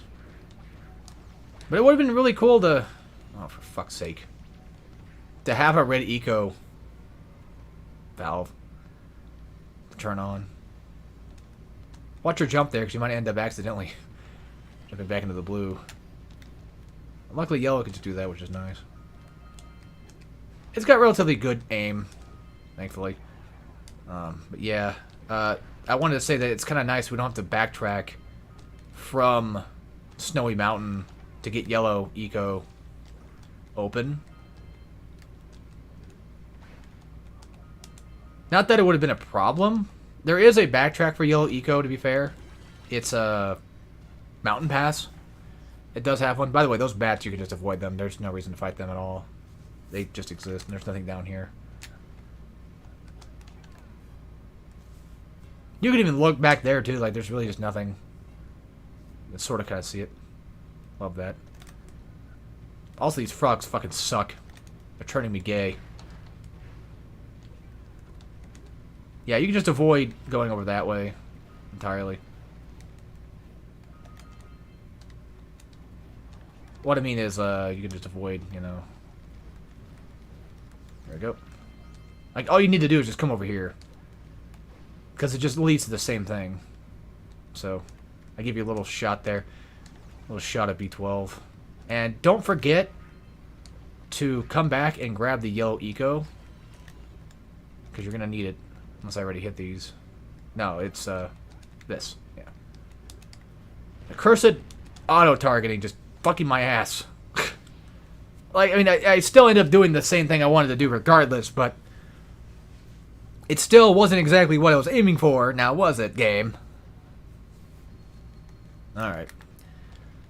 In terms of this ambush spot, they give you yellow eco so you can fight back with that, which is cool. Like, each eco so far, I think, has actually had...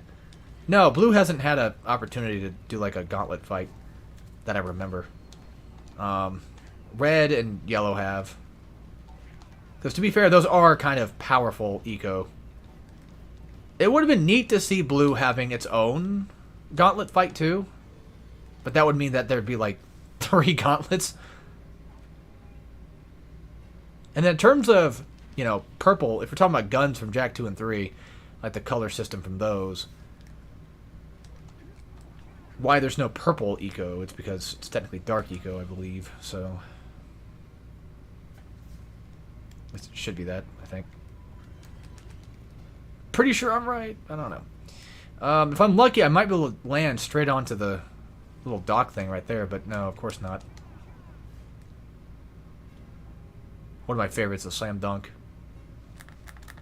And all the little weird raindrops effects. It's pretty cool. Sometimes when I say weird, that doesn't mean that it's bad. It's interesting. Alright, Flut time. Which you need to have Flut from, I guess this could be your Blue Eco character, I guess. Maybe, I don't know if you want to stretch it. You don't really have a gauntlet fight with it, but... I don't know. Not Blue Eco. Maybe your Red Valve. We'll just say Red. Ugh. Why am I so good at just fucking myself over every time? But to be fair, I guess I could use a reset. And like I said, these frogs just...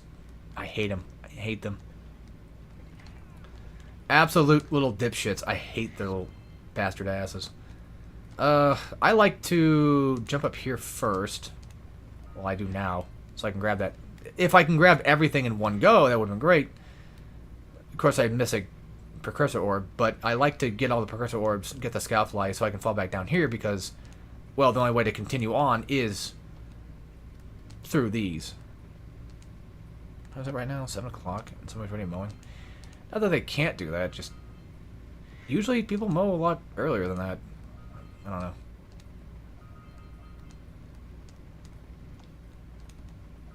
Almost missed it. And that's the first, and not the last time we get to use the Flut.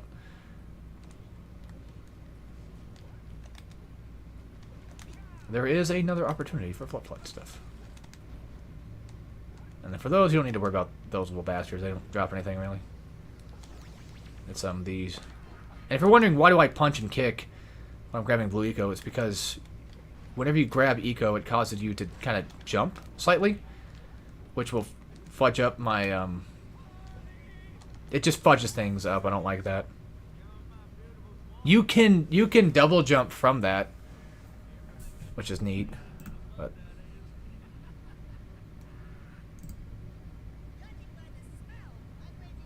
just checking something real fast.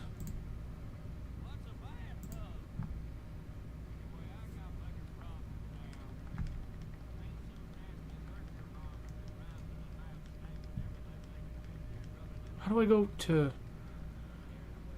Give me 1 second, folks. I'm trying to check something out real quick. I want to go to the actual live stream itself. Make sure there's no, Yeah, I thought so. Okay. Cool. Alright, back on track.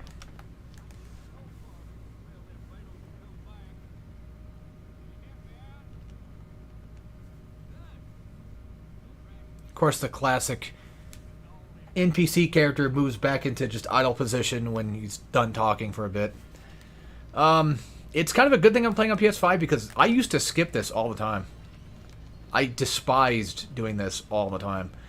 I can do it now. I'm just saying, like, I have rewind features, so if something does happen, if I lose, oh well.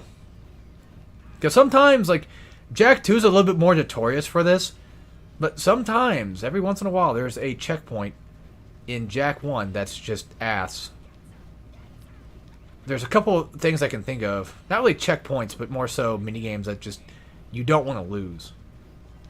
Because of how long they go on for. This is one of them. And then the fisherman.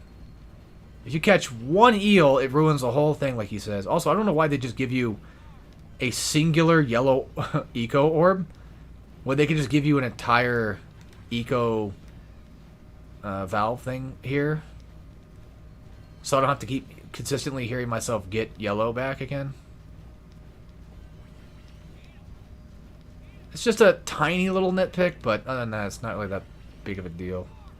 And you kind of want to attack these little bastards when they're sniffing around too. And they do, they are fast. They will get real close real quick. And they just keep coming too. Because of course they do, because they're really annoying.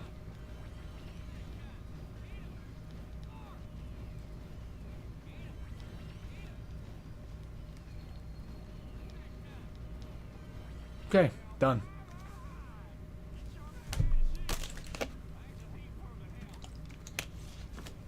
I bet you anything, I'm probably going to end up playing this game tomorrow. We're having a little bit of like a party, and I was told that I should bring my console so we can do play some games, some Jackbox stuff too, which is part of that. So I don't want to play Jackbox. I want to play Jack 1. I'm fine with doing Jackbox stuff, but I'm more of like a big fan of like Quiplash and Survive the Internet. I'm not interested in like anything else outside of that. I don't care for the other games. I used to do like the murder mystery one. That was fine, I guess. I don't remember much about it, but it's mainly I don't like the games where they sort of like force you to,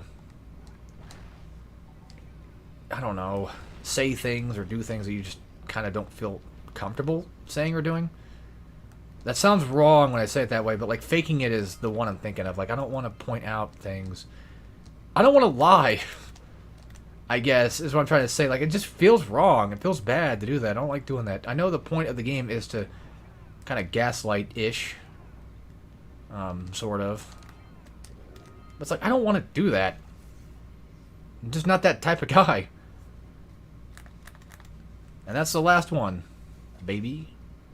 That's kind of why Boggy Swamp is quite fun, is because everything's located in one specific, not one specific thing, but everything's kind of located in singular stuff. Like, almost all the power cells, there's like 5 or 6 of these motherfuckers that are just all lined up with these rocks, you know? There's 4, there's not 5, 6. I think there's 4. Oh my god! And, yeah. I kind of need that yellow eco for this. And just think, we're almost done with Rock Village, because like every level has, or every world has about 3 levels to it. I just need to beat the boss and I'm out. And then we got World 3 to go through, and that's got like a few levels. Well, we got Mountain Pass to do, which... Mountain Pass is just kind of boring, but it is kind of crash-coded, I will admit. And this is why I do Boggy Swamp last. So I can just go ahead and start making my way over here. Technically, you could just do Lost Precursor City as well with it, but... Alright, get ready for the weird Kira thing, where sometimes it works and sometimes it doesn't. I don't know. She's weird.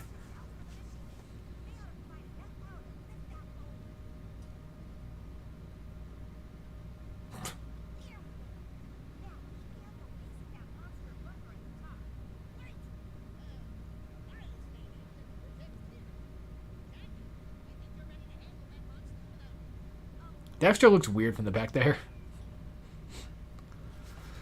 Alright.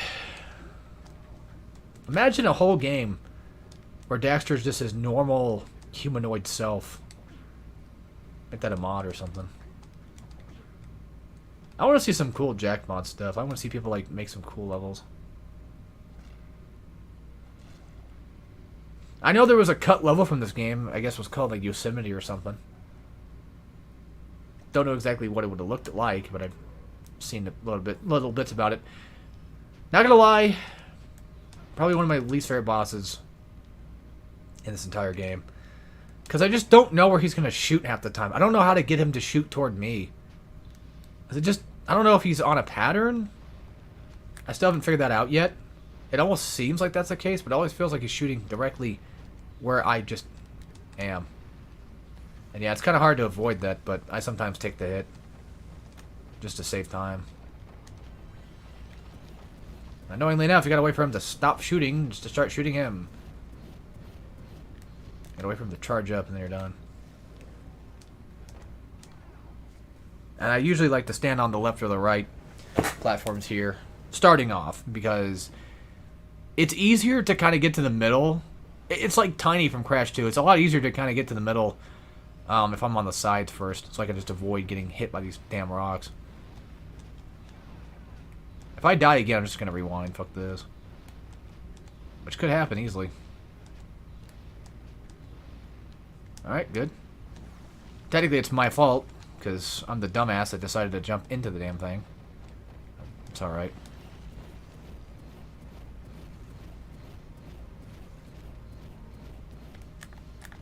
Okay.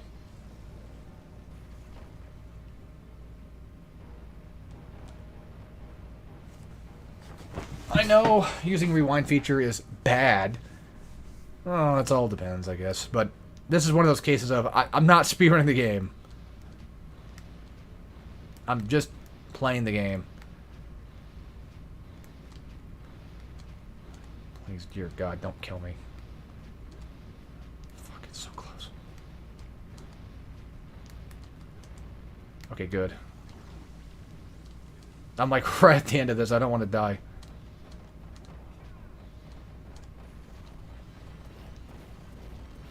Alright, good. And then, yeah, you can stand on this rock right here, because that's where the power cell appears. So. And now on to Mountain Pass, and it sort of... No one has a cutscene in the beginning of it. Yeah, I was going to say, I think it starts off without a cutscene, but no, that's not the case.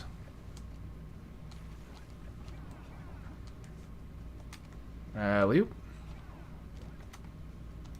Yeah, because you got to watch these guys. These, oh, whatever. The little noise they make, these lurkers. It's best to get everything before the big jump, so you don't have to travel across the lands, searching far and wide. Because once you get past that big giant pit, it becomes a problem. You'll have to take the Sage Warp back to Rock Village to get everything back here, which sucks.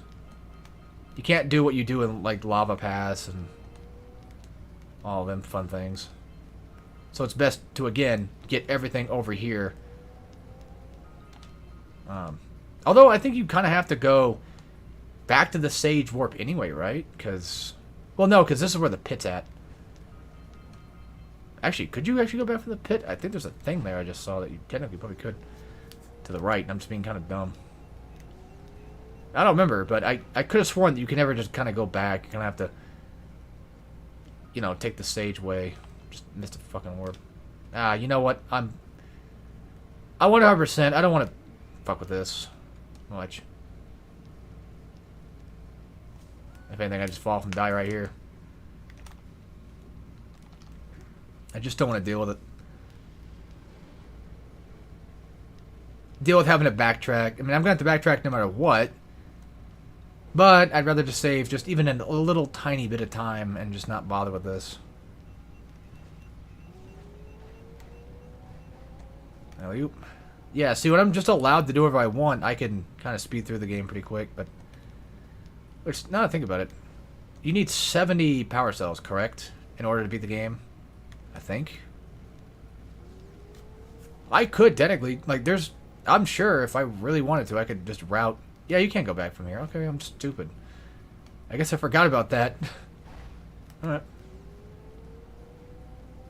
I always think you have to take the Sage way back, but no, that's not the case.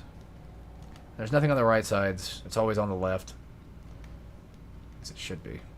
Unless I just missed a scout fly. But then there's a scout fly right there, so probably not. I think the last scout fly is like near the end. And then there's this one right here. We're getting close to finishing the orbs. There we go. Last scout fly. Cha-ching. Do I get to keep my blue eco? I said lava pass. I think I meant like fire volcano, whatever it's called. The first one. First zoomer area. Now, for the guys that you... The bird brain and the hothead, which... It took me a really long fucking time to realize that he was a hothead because he had fire in his head. I got the bird brain, but I something just didn't click with me, the hothead thing, so I don't know. I'm just dumb. Alright, volcanic crater. Another level that stinks. Oh, I missed it. I wouldn't say it stinks. It just... The whole... You know, the tracks are annoying to deal with, I guess. Motherfucker, come on. Yeah, they never get used to it.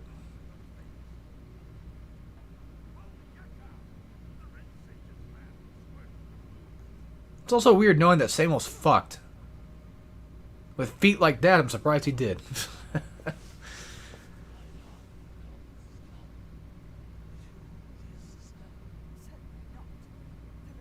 It's also funny because later on they talk about how like Gull and Maya, like Maya looks ugly or what. Dexter says she like looks ugly or something. It's like what? She needs more Rule 34. What are you talking about, Dex? What are you, insane?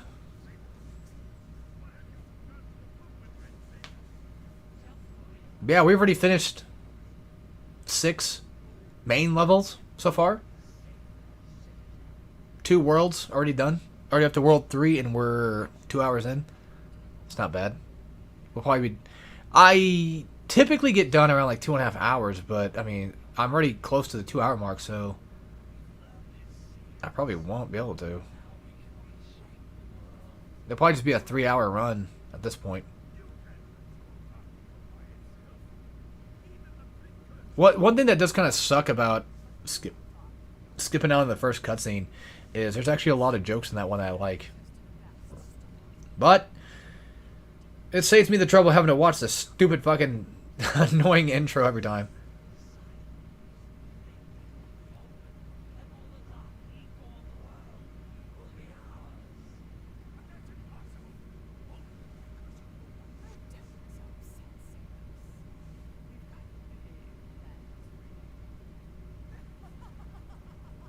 God, they took for a while, don't they?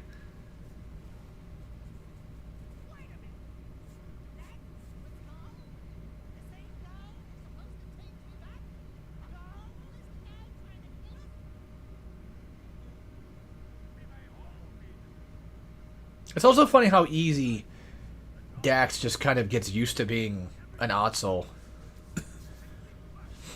Like hanging out on, you know, Jack's shoulder and everything. Just what I mean to say is like it's crazy how fast he just kind of just becomes an animal. If that makes sense. I know it's a game. It's a platformer game from like 2002, 1, something like that. 2001, right? I think. Or 2000, whichever. 2000 something, early 2000s. Yeah, I typically actually don't mind doing the miners first, but then again, well, I popped up here, so. Why is Kira not... Oh, I probably need more... I think I need 70 power cells for that. That's probably why I do this first. Because it makes it easier. You only need... Well, you get 4 power cells from this. I'm trying to do quick math in my head, but I'm having a hard time doing that. 360 orbs, right? Do I have 360 orbs for this? I don't remember. Or do you even get 4 power cells? Or was it 3? Yeah, from a video I watched, apparently Yosemite level was somewhere around here. I guess. Like in this world or something, I don't know. It would have been really cool to have like 1 extra level in every world, but what we got is fine. I love Jak 1, dear to death. Like I literally cannot stop playing this damn game, it's so good.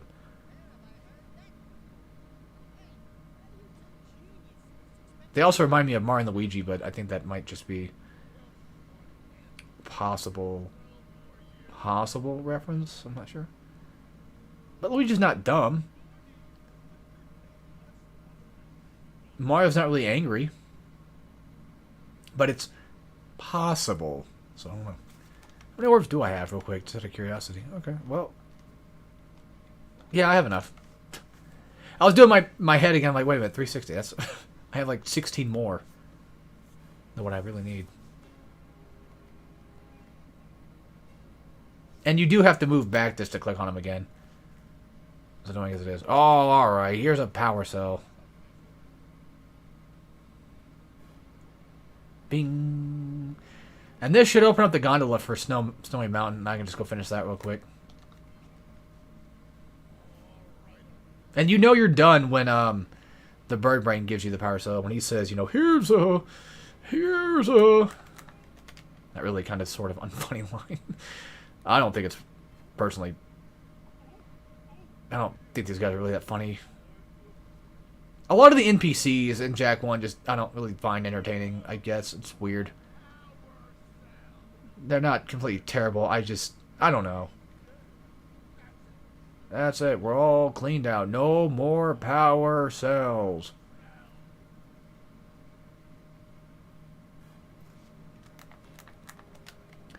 Sorry, I like touching things. Alright, I do have enough power cells to hopefully continue on from here. I shouldn't be missing anything that I really need to collect right now. There we go. Yeah, because Kira will pop up with her little scout thing and tell you, like, hey, you need these, you need a certain amount of power cells for this or whatever. But I don't have game hints on, so clearly I wouldn't be able to hear that. Or even get to see her physical manifestation of her little scout robot thing.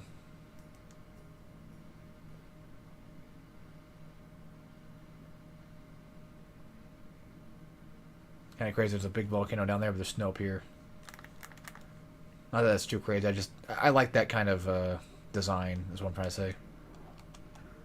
Alright, Snowy Mountain, another one of my not so favorite levels. But it had, like, half of it's not my favorite, and the other half's okay. And don't forget the scout fly down here, too, by the way. But you can just get last, just save yourself the trouble, but it doesn't matter. I think you guys can trust me when I'm doing these jumps, these crazy jumps. I got 2 healths left. I have 1 health left. God damn it, motherfucker. I wonder if Gigaboots have ever done the Jacksters. I think they've done Ratchet before, but I'm not sure about Jack yet. And if you're wondering, do I prefer Ratchet over Jack or Sly? Well, we talked about this earlier, but it's weird because, like, I feel like I kind of prefer Ratchet still in a weird way. But I can't exactly explain why. It's just like, well, you know, it was always my favorite back then, so that must be the reason. But I can definitely tell you one thing for sure, is I am not a fan of Sly. I like Sly. I especially like Sly 1, kind of. And 2. 3 is weird because there was one point in time where I ended up actually liking 3 a lot more than 2. But now it's like, I don't even know anymore. I'm not sure. It takes a bit to kind of start up, but it does a good job at being a decent game. There's certain levels I don't like, but I don't know. Sly 2, I think, probably has more interesting levels for me. I do like the pirate thing kind of in 3, but at that point I just kind of want to beat the game. Sometimes, like, I'm like, I just want to beat the goddamn world, please. Now I gotta do all this fun stuff. Speaking of fun stuff, ice physics. Never been a fan, never will. And that's why. And that's a whole fucking hefty penalty right there. Yeah, you really start far back. And these lurkers are infinite spawning for the most part, so. Which I guess makes sense. They're in the snow. I guess it's kind of like an ambush, sort of. I don't know. But, yeah. The more I think about it, and the more I keep playing these games, it just almost feels as if I just do like Jack more. Because again, like I mentioned before, I'd rather play Jack 2 than Ratchet 2. But I do like Ratchet 1, but at the same time, like, Jack 1 is such a fun endeavor that I just really like Jack 1. So it's a really tough thing to figure out. I guess it just depends on my mood at that time.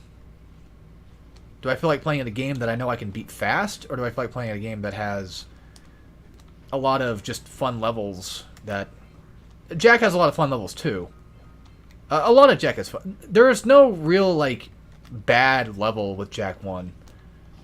There's levels I really don't like, sure, but there's not really a bad level, because even something like Spider Cave, like my least favorite level, what makes Spider Cave even enjoyable is the later half of it, not the first half.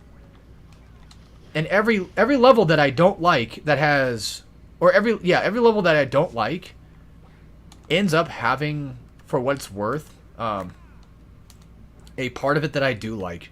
So it's just kind of a weird mishmash of things. I guess if you really think about it, if you really wanted to stretch it, you could consider this kind of like Crash Bandicoot. No, duh. There's more ways than one, but the world idea. Like, so, back in Crash 1, you had 5 worlds, or, what? Back in Crash 2, the Warp Room, Or you can look at it like Crash 1. Like Crash 1 kind of did the whole like 3-world thing too. So I guess that's another crazy comparison to think about. I didn't think about it until now. Yeah, back in like Crash 1, you had like 3 islands. And there was a few levels on each island that I probably don't really care for, like Native Fortress being one of them. The Great Gate, you know, I don't like those types of levels. I'm sure every island has a specific one I don't like, and every world in Crash 2 and 3, especially 3, oh my god, definitely does have levels I don't care for either. And at least with those, like there's a ton of levels per world, so that makes up for it. But then with Jak 1, it's like every world has 3 levels, ish. Not counting like the Zoomer stuff, or even technically there's 5. You got the Zoomer. You got the Zoomer, you got the main 3 levels, you have the world itself to explore. So technically speaking, I mean, I guess it's more Spyro than it is Crash in that regard, but still. You get the point. Like, out of those 5 levels in that world, there's bound to be like a few that or like every level just has something in it that I don't hate, I guess. And for each world in Crash 2, there's a level that I don't like, but there's a level that I do like. And that kind of makes up for, because of how expansive these levels are. They feel like there's 2 levels in one, rather than, Okay, yeah, backtracking real quick. So, 3 levels, not counting Zoomer, not counting the actual world itself, okay? That's 3 levels right there. Let's just pretend like Crash 2 had 6 levels per world, okay? Let's just pretend. Let's just say like half of those levels are shit and the other half are fine. So, if Jak 1, if each level is basically 2 levels, that's 3 levels, you know, each for bad and good. Therefore, just like with Crash 2, hypothetically having 6 levels, I feel like I'm just making up gibberish at this point. I get what I'm trying to say, but it's weird. I don't know. Yeah, I like half of it. But I also like half of... It's not that I only like half of Jak. I like a lot of Jak 1. But there's a lot of levels in Jak 1 that I only like maybe half of it. And Snowy Mountain just kind of, sort of is like that, sort of. Kind of-ish. Not really. You know what? No, not really. Snowy Mountain's pretty fine. It's funny, I think I said earlier, like, this is one of my least favorite levels, but that's actually not the case. Because every time I play this damn level, I'm like, oh yeah, why do I hate this one again? But I don't. Well, I don't hate it, I just... Why don't I like it again? I think it's just probably the power cells themselves that I don't like. Specific power cells, or maybe even specific precursor orbs that are obnoxious to try to collect and try to get again. Or whatever, you know. That could be the case.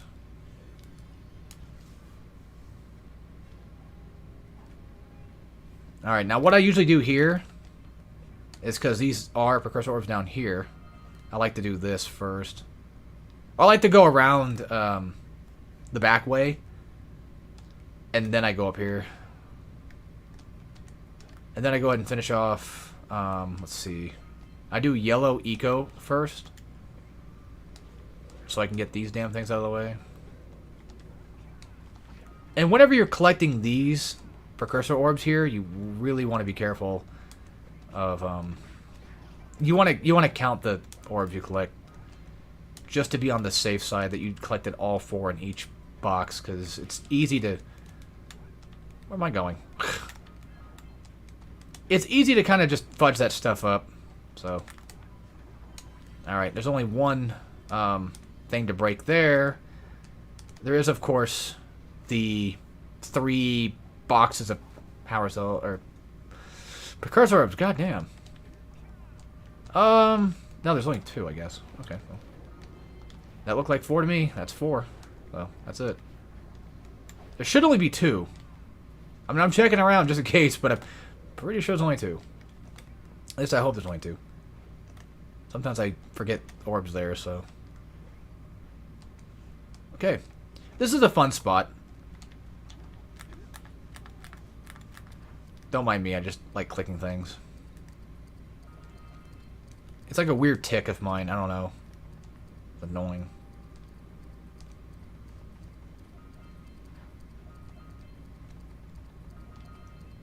Believe it or not, I am capable of easily fucking this up too. I like to kind of wait for the platform to raise up. Yeah, because that's where it would raise. It doesn't raise down, dumbass. Sorry, I don't know. We watched a couple of Beavis and Butthead last night, so that's why I'm getting all my brain cells like fucking up from. You don't need to use a flip slide to stand on this. You just do it yourself. It'll save you a lot more trouble than having to put them back. And that knocks down the gate. The great gate. And this one's an easy one to kind of forget stuff at. And weirdly enough, I don't know why I'm like this, but I always think about my uncle when I'm playing this part of the level. when I go to the gate, like inside the gate, I always think about like something my uncle said. And I think I might know what that thing that he said was. And I think I remember getting pissed off. I feel like reasonably so at the time.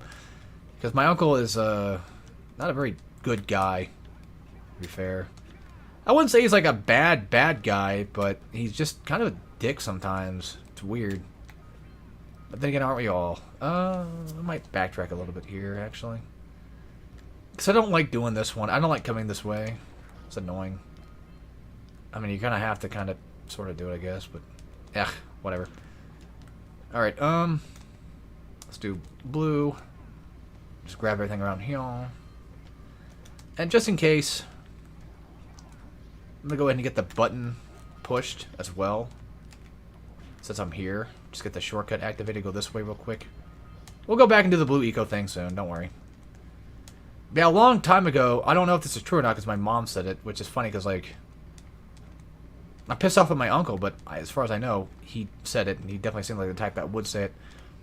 There was apparently, I guess, a friend that had a daughter, and she was over with my uncle and them, and I don't know this girl at all. I've never met her once in my life. I don't know who this is or what her name is or nothing, but apparently, what my mom said, she wanted to meet me.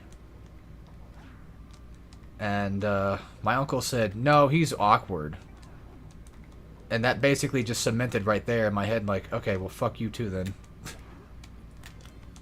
I've always had issues with things like that, like people thinking I'm weird or awkward. It's really annoying. Like, fuck you. I'm a lot less weird than you people, I can guarantee.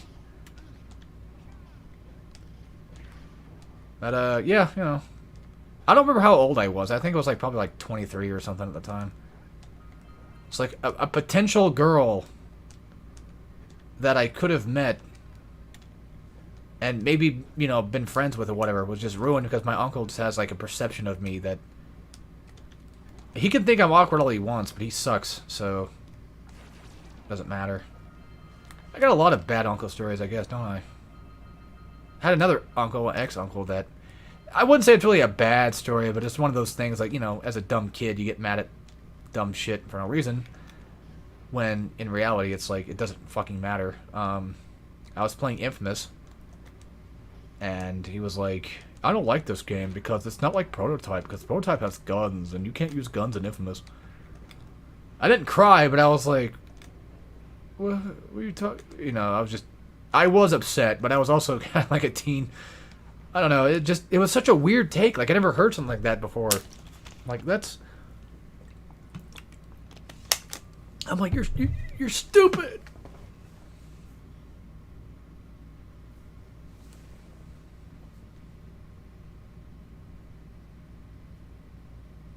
I don't know.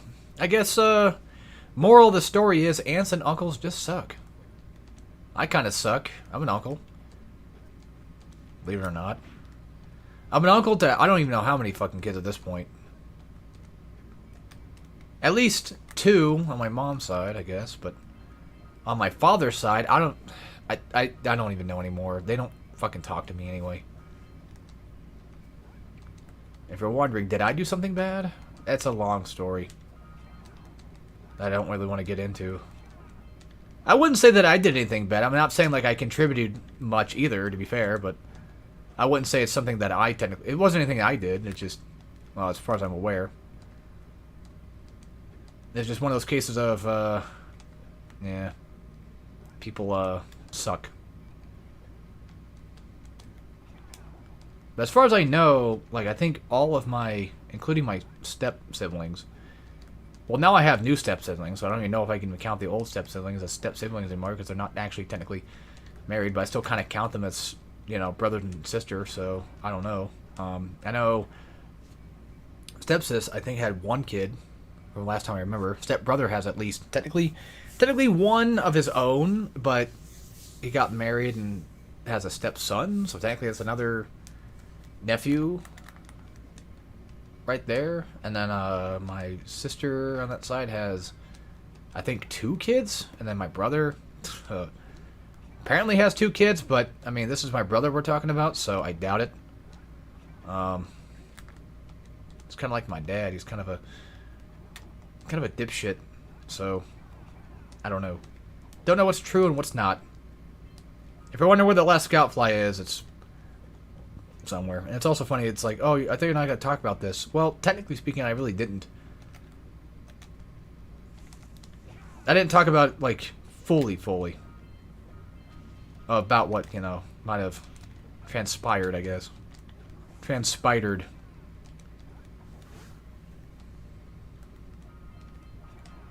We'll just chalk it up to my dad's a dipshit. There you go.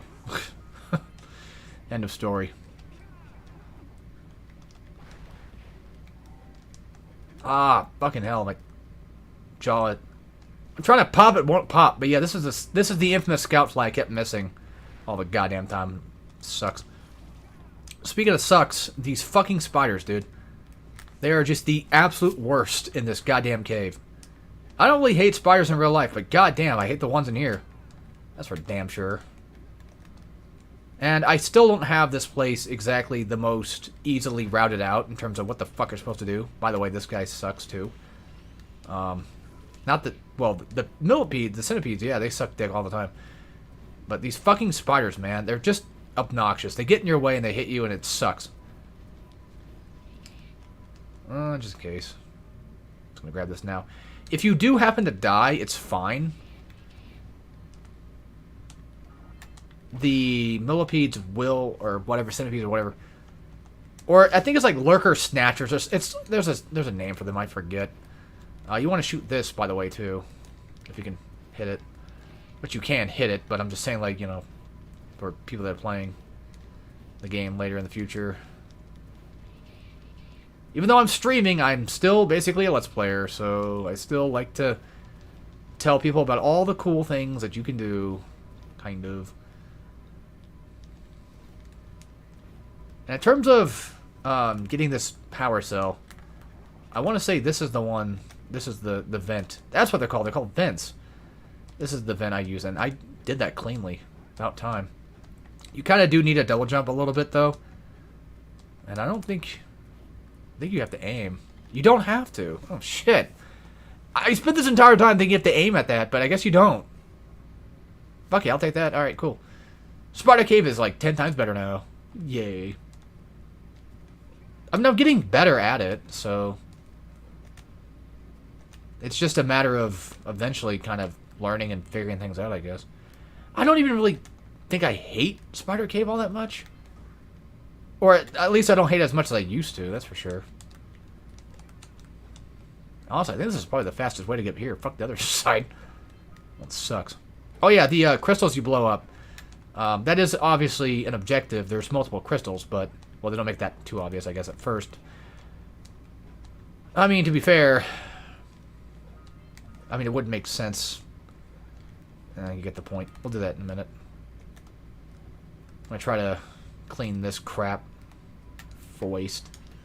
I don't like doing this mission, but... Probably should. Come on. Oh, for fuck's sake.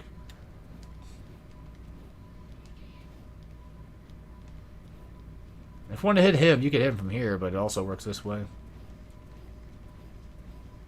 He's almost dead. What the hell is going on there? Well, you're not...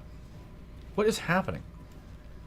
Also, I'm not even sure how you're supposed to figure out where they're going, like which one they're going to come from.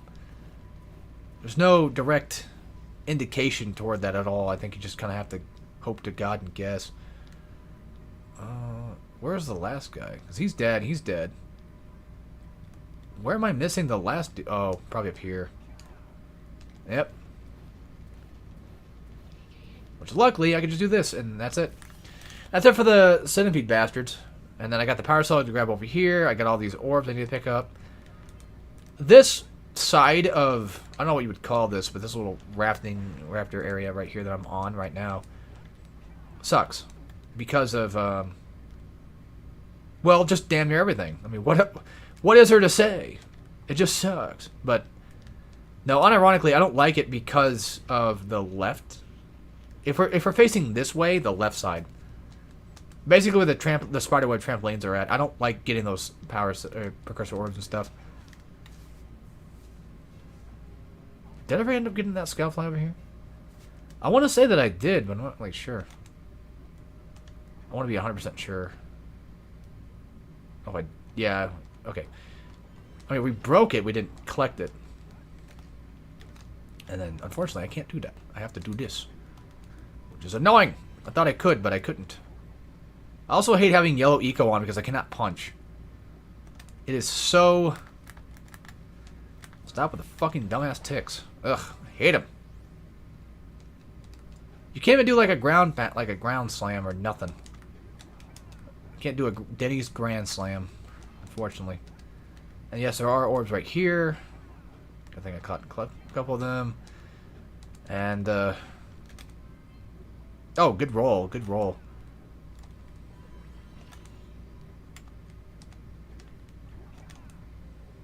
Do this.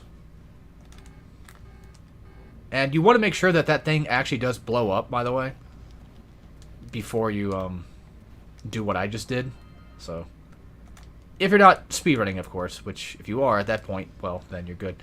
I've seen, I think, a speedrunner actually shoot this somehow. I don't remember how he did it, but I forget his name, too. I don't think it was Bonesaw. Which Bonesaw was, like, one of the guys I used to watch back then play Jack. Not all the time, but just, he was, like, the Jack speedrunner guy that I knew of at the time. There's a pit right here, so watch out. That's why having the lights on is good, kind of, unless you just happen to know they're there. It's kind of like fumbling in the dark. Or Lights Out from Crash 1. Or, in my case, this always reminds me of Twin Sanity. Probably because of the crystal mine type thing, I think. And yes, there are 100 precursor... 90 precursor orbs. There's like a few, like 5 or 6 of them, I think, in here. So if you're missing any orbs, well, could check here, because there's a chance that they might be. I think once you kill the spiders, I don't think they return. I think. The little ones do, but not the big ones, I believe. But I could be wrong. So don't quote me on that. I wish you could just cancel out of a spin attack, but it's deserved. You know, it's one of those things where if you don't want to do it, you shouldn't have done it. You shouldn't have did it.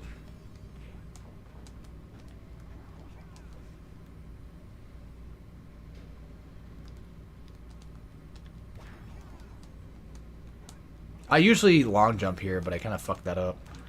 And if you're careful, you can make those platforms not fall if you just do what I did there with the headbutt slam thing. Wait, how many worlds or levels were there in Volcanic Crater? Only 2, right? Oh shit. Yeah, there's Spider Cave, Snowy Mountain. I think that's it. Oh, by the way, die here. It's faster. See, you'll teleport on the other side. It's just faster doing it that way. God, my fingers hurt. My phalanges hurt. Did I get all the, well, I didn't get the power cell. And I don't think I didn't get all the orbs. On the, centipede areas, so. Probably start working on those, huh? At least I didn't get those ones, I guess. Okay, maybe the spiders, maybe they do respawn, I don't know. I think at least in the dark cave they don't, because I feel like I've had times where they don't respawn, so I'm not sure. No, they don't respawn. Yeah, they do respawn. They do go down. No, it don't go down. Oh, yeah. Annoyingly enough, you're going to need yellow eco for this. Which, fucking bastards.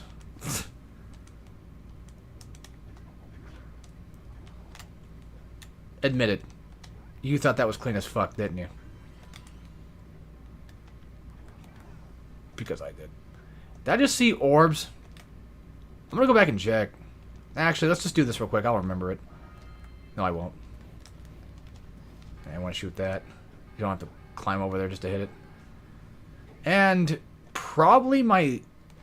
It's funny, too, because like I don't really like this part of Sparta Cave as much. No, butthead. It's as much. Or as much. Oh, yeah. As much. Good, butthead. I could have probably just jumped in here and did a somersault and... Never mind. This part sucks. Because, like, these little bastards get in the way and you gotta fucking get through them. It's really annoying. And auto-targeting just targets them instead. It's really obnoxious. Luckily, blue eco does not disappear, or eco does not disappear when you're grabbing power cells, thankfully. Get some orbs that way. That's just going backwards. I need to get my head on straight here. Ouch. Yeah, something I learned about recently, too, was the whole loading screen thing. How, like... Well, the game is... It doesn't have any loading screens. I mean, granted, there are, you know, elevators and such, but for the most part, the actual overall idea of having a loading screen is just not there. Which is cool as folk. But if you do happen to get too far too fast, the game will stop you by, as you saw earlier when I hit the bird lady's house. It stopped me from, or it made me fall down. Not like that, but it made me fall down, so I think this is what I was looking at. No. No. But I can still do this real quick. Just get out of the way before it's too late. Alright, we got one scout fly left and it's just in here, so I know where it's at. Not a big deal. Are you kidding me? Are you actually shitting me right now? That just did not work. Because fuck you, I guess.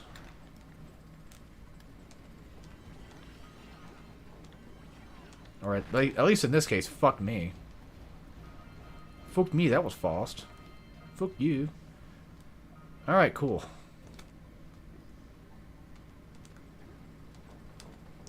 Yeah, like, the more I think about it, I guess, honestly, Sparta Cave ain't that bad on this aspect of it.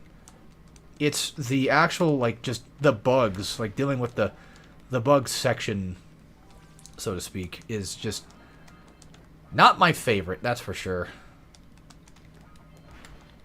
Okay, I guess you can't get away with headbutting every one of those platforms, but apparently it seems like a couple of them do work, and I think I got, yeah, we got those, so no need to do that way. And in terms of, like, which is the fastest thing to do first, I don't know. This one's, I'm not even sure. Because how this place is just kind of built is so weird. This has nothing over there, so there's no reason to go that way. Then there's this jackass that you have to wait for and then hit. Annoyingly enough. Nothing, y'all. We are getting close to the scoutfly. By the way, you can just jump. You can't jump over the fire, but you can jump past that kind of. And there's nothing that way where the guy is at, so there shouldn't be. Not that I'm aware of. But there is this right here that I typically like just take and get it done with.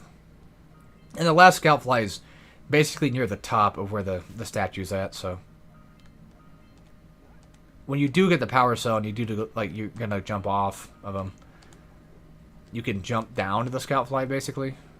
So, not sure I got turned around there, but okay. Good thing I grabbed that last precursor orb, because I would have missed it if I hadn't. And watch out for that fire, too. Like, obviously, yes, but it will knock you back, and it will suck, and you will not be having any fun with that. And thankfully, you can control yourself in air. It's really cool. But yeah, this wasn't the scout fly that I missed, but it's definitely one that I feel like is sort of easy to miss if you're not careful. Which, yeah, it's right there in front of the screen. Yeah, I get that, but this is me we're talking about. There's a high chance I would have missed it. Oh, great. Gotta climb back up.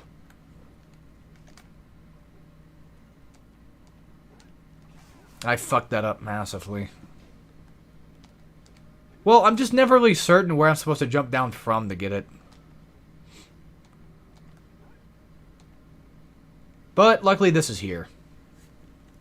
Which, now that I think about it, wouldn't it be probably more better if you just, I don't know, get this first and then do all that? Maybe? Not really sure. Oh yeah, that's the last scout fly. I don't know why I keep forgetting that. Technically speaking, I guess you could say World 3 has 3 levels if you count Golem Maya, if you really wanted to stretch it and say, to some extent, Golem Maya count, but I don't know. And I go completely flinging off and die. I want to try to land on top of this without using the platform to do it. But I always seem to struggle with that, and I can never seem to find out what the damn thing's at. Like, is it to the left? Is it to the right? Like, I don't even know, you know? It's really, really obnoxious. Before I go back down, I'm just going to check real quick, make sure I got all the precursor orbs in here. As it's pretty easy to miss all of them. And clearly I'm missing something somewhere. Ah, yes. I was going to say, I'm missing precursor orbs somehow. I just didn't know where. And now we know. No need to turn this back on, but it's okay. We got all the scout flies. I think we did all the... I think we did just about everything. I don't know which way is faster. Honestly, it's probably better just to do this last. I don't know why I didn't think about that. I keep thinking like, oh, I should do it first.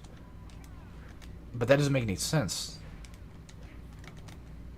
Okay, yeah, I did die, that's right. Because I don't have an extra health point. Oh, the crystals. Well, good. Almost forgot about it. The good news is we got all the scout flies, we got all the orbs, and I think that's pretty much just it for the level, I think. We're up to 90 right now, so yeah. We'll go back to Mountain Pass real quick and then go finish that off.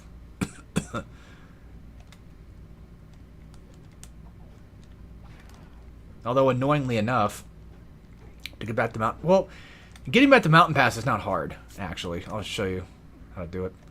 But, like, it would be beneficial if you go to Snowy Mountain, you unlock the yellow vent. If you get the yellow vent, and then, once you get done with Snowy Mountain, then you go back to Mountain Pass. It might be faster that way. Because, like, the idea... Okay, so for this, like, if you die in the lava, you just come back to Snowy Mountain section. And... what I like to do a lot of the time is just go back this way to the precursor statue, the Oracle, and get him done. Then I can just go ahead to Mountain Pass because I'm already on that way, I guess. Alright, the only thing to fuck up now is somehow Golem Maya, which I did before.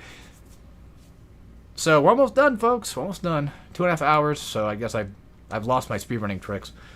Because I think I got it done in like 2.5 hours before. But I'm not sure, because I lost the footage for that, because, you know, I streamed it on Twitch back then. Because I thought, oh, if I'm going to speedrun anything, it's going to be on Twitch, because who cares? It takes up too much space on YouTube. I don't want people being like, oh my god, he keeps making videos too much. I learned the hard way that I made videos too much, or too many videos. I learned that the hard way. Dying from here, I don't know if where that sends you to. I hope back to the very first beginning part, but no, it takes you back to Snowy Mountain area, so... Which is fine, because the bridge is right here. It's a decent central hub point for that. But yeah, you should be able to go back to Mountain Pass without taking the Sage thingy. And even if you do take the stage thingy, it's kind of a bit of a trek just to get to Mountain Pass. You gotta go... You have to go back through Rock Village, back through the boss, and get through it that way. That's how annoying it is to do that. So... yeah. The first of its kind of backtracking zoomer levels. Where I literally have to go backwards.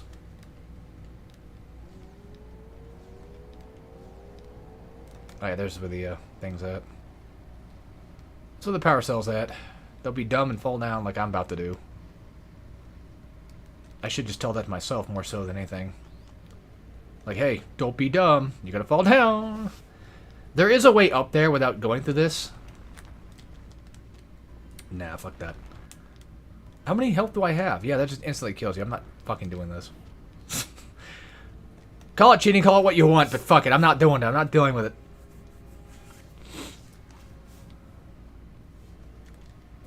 Alright. 6 more, and then we're almost done.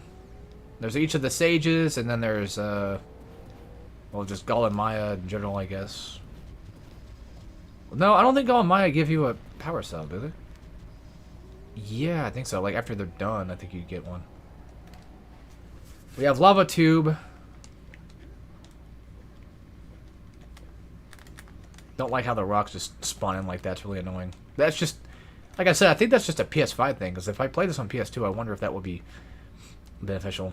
I think dying here is going to send me back to that other checkpoint I was just at, but not to the Snowy Mountain one. God, my nose is pissing me off. But so far, we're on track to win this. So, speaking of tracks, I did this earlier, but yeah, you can just kind of jump to this, and if you're careful, you can sort of land on the sides and do it that way, the railing. But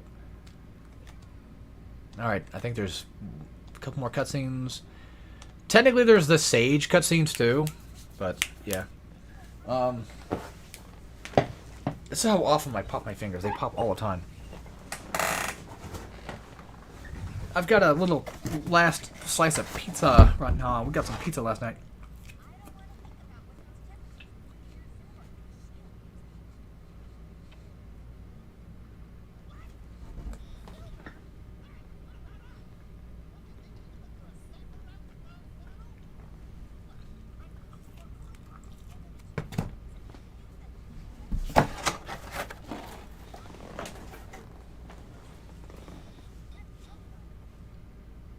Alright.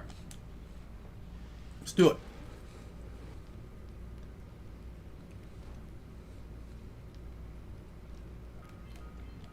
Well, we got Papa Jones last night.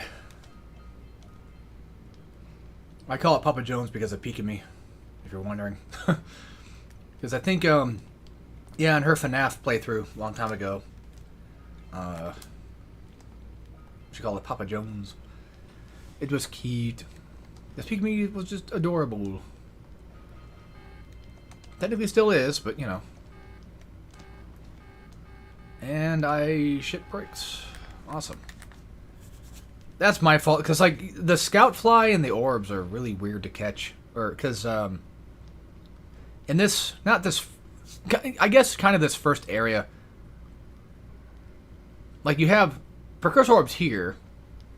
And then you have like a scout fly here, but on the left is like precursor orbs. It's probably better just to go back and get the scout fly than it is the orbs. And by the way, I think you get almost everything except for scout flies. Yeah, you get all the precursor orbs in the first half of this level. And the last half you get all the scout flies. So, kind of a funny way of doing it, I guess. See? And then just start, either stand in one place and do it this way, or whatever. It works the same, so. This room always reminds me of Star Wars. Episode 4, you know, Luke taking out the Death Star, that type of thing. Of course, especially Lego Star Wars, because I played Lego Star Wars a lot, so. Usually reminds me more of that. Try to stick to the center paths that go straight, because there's a few that do loop around that are kind of pointless. just sort of get in the way. Alright.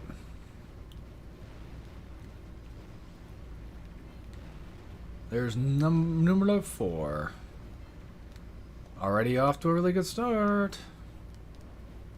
Got a couple more left to go, and then we're done.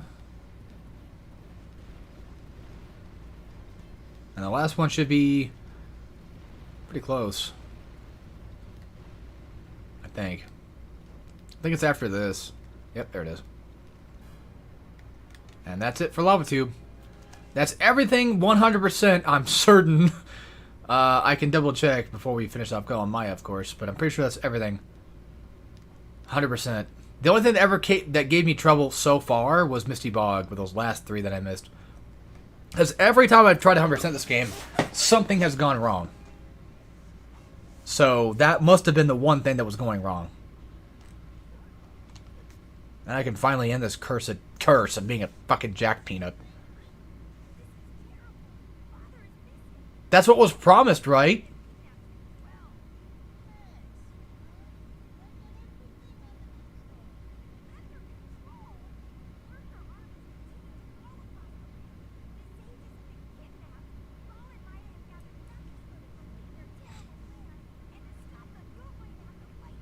Seeing how skinny Kira is, and how relatively not fat Jack is,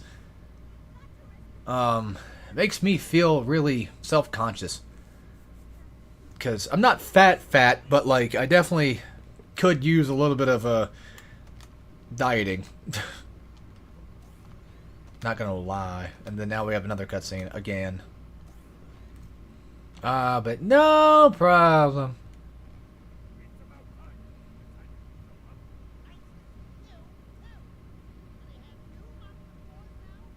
It's funny, I know what they're saying, because I've obviously played it a ton, but what makes it even funnier is I can just read Daxter's lips. Because they really did animate him so much to the point where it's just a little easier to kind of tell what the fuck he's saying. Oh god, I'm so itchy because it's so fucking hot all the time. I get itchy when I get, I get itchy when I get hot. It's really annoying. Would you suck on Samus's big toes? I think the Scoutfly must have missed. Could have been right here, but I'm not sure. Yeah, I missed a Scoutfly here last time. I don't know what's up with that. In terms of where to go to first, I don't think it really matters, I guess. I don't know. I mean, there's a fun little, like... I say fun, but there's a thing you can kind of do to skip, sort of. But if you're 100%ing, then there's no point, because, well, you're trying to 100%, right? So... you should probably do it, regardless. But, we'll see what I mean. I might show it off. Maybe. I could potentially show it off. This part sucks. But for 100%.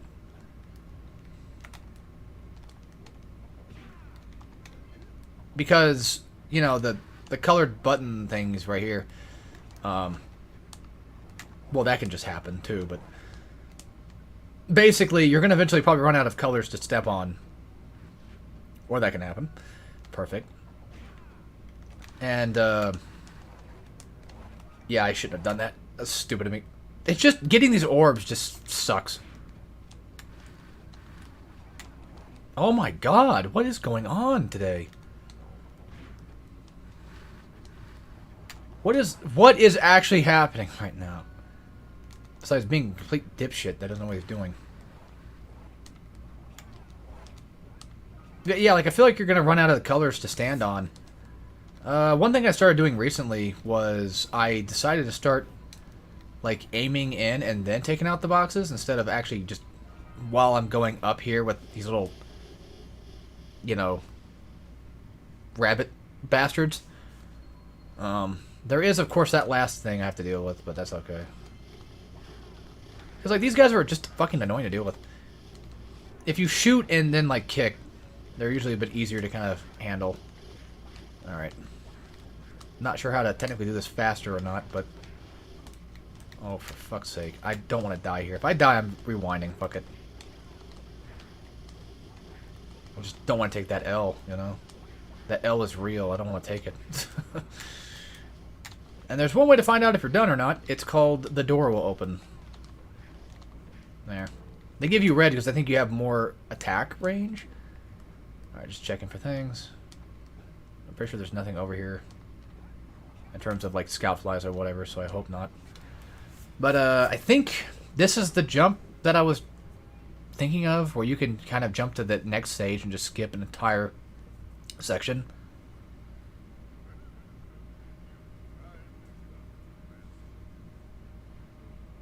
Out of all my favorite sages, Green Sage, Savos, or Samos. Well, Samos, as they call them here, but sorry, I'm kind of dumb today. I don't know what the fuck I'm talking about. But, Samos is my favorite. Red's okay. He's not really annoying, thankfully. Like the other one seems to kind of be. The blue one is really annoying. That could be on purpose. Because he's, you know, hyped up, I guess. Because he's... Yeah. Okay, this was not the jump I was thinking it was. Never mind. But there is a jump you can make where you can skip to another stage. If you so chose. Let me think. That, I think, was a scout fly I must have missed. It has to be. Because I think I always go to red sage first, and then I end up missing this scout fly because I don't go over there to get that one. Can you make that jump? You probably can. There's no way in hell you can't. Yeah, you can totally make that. No, come on. I know for a fact I can.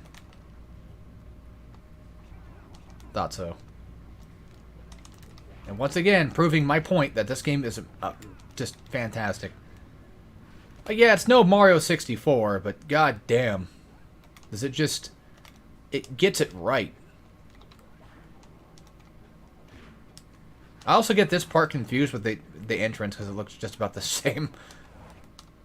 Yes, I'm racist toward doors. All these doors look the same. I could have just not done that, but that's okay. I already did it once. Why not do it again, right?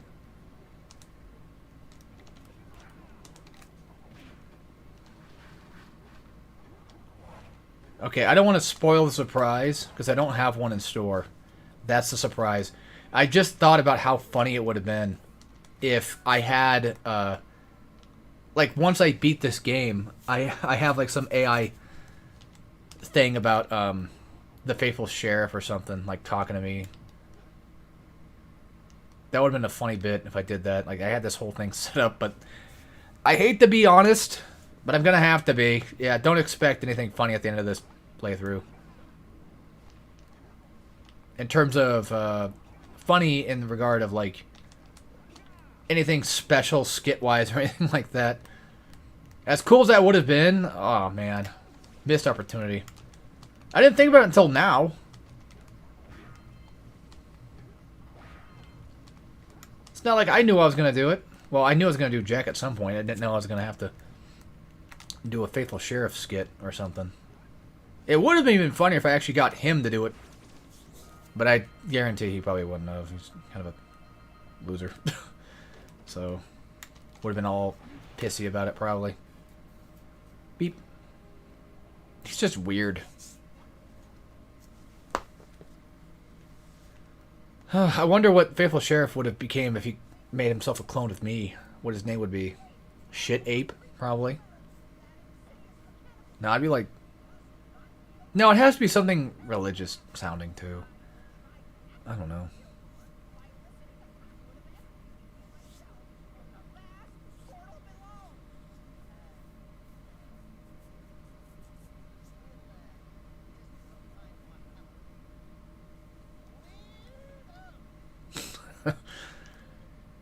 Okay, so as far as I know, yeah, this jump right here, I guess I can just show it off real quick, but you can make that.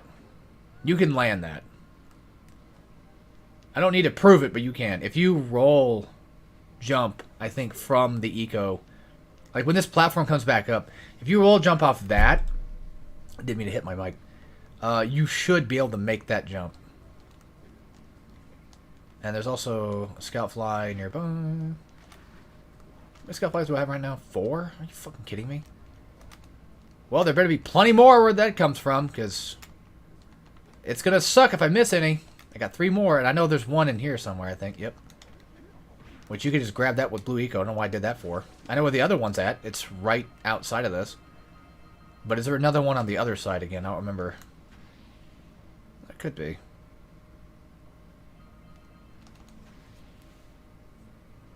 It does kind of suck being in here and waiting for the Blue Eco. Like, if you run out of Blue Eco right now, it does kind of suck a little bit. But here's what really sucks. Is trying to wait for these things. Or trying to line it up just properly so you can get all the damn orbs. And then not run out of Eco. Like, sitting here waiting for Eco kind of just sucks balls. But luckily you can jump from pretty much anywhere. Thankfully. Yeah, it's also kind of nice that they don't make you jump.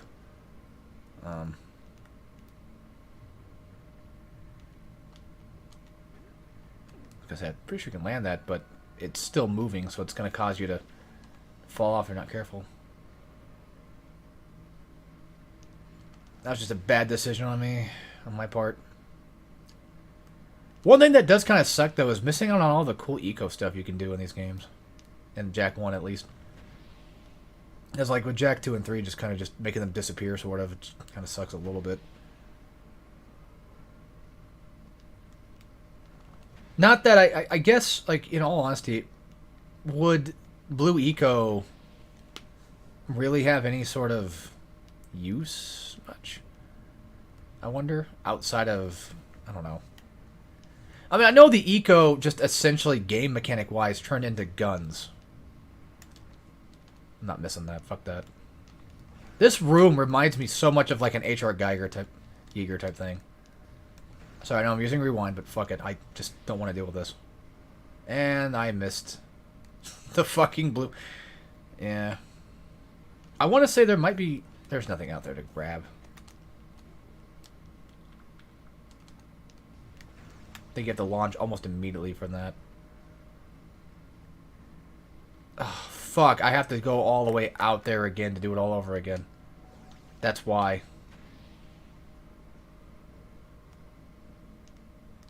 But yeah, whenever I think of H.R. Giger, I typically think of Darkseid. I know, Alien, but for me personally, like, Darkseid is the thing I mostly associate him with. Darkseid's cool. I wish they would put Darkseid on Steam, but it's technically abandonware, so... I don't think they probably could, not that I know of. I'm not sure how that works. I also have like 2 Scoutflies left. I know where one's at, for sure. No doubt about it. Well, that was a shitty room that I fucked up. But that's okay. We fuck up sometimes. It's alright. And that's the last of the stages, except for, of course, green. So... Yellow is at least thankfully normal. And it's also kind of cool that he uses a gun. Because it gives off the idea of range shooting. And then with blue, he's kind of fast talking and talks a lot. So, just fast. Red is all about wanting to punch things. Or break things, maybe, give or take. Gives off that kind of vibe with it a little bit. Just big, tough-looking dude. And then for at least green, you could make the idea of, like, just the nature aspect. Which, yeah, in this game, you know, green is, well, health. Obviously, but... Technically, yeah, that's what Samus is kind of... Oh, yeah, the last Scoutfly is at the very end. I wonder if you could just jump off and die and then spawn somewhere better. Kind of, yeah. You just kind of spawn back here, which is fine. Oh, shit. Okay. Go find the middle platform and then we're done. Which is, like, pretty close by, I think. Fuck. I don't remember.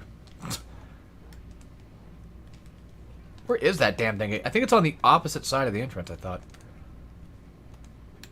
I don't know. kind of fudging up here. I guess my order of sages is just wrong. Oracles of sages.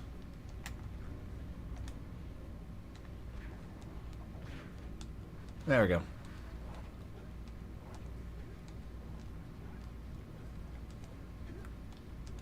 Alright.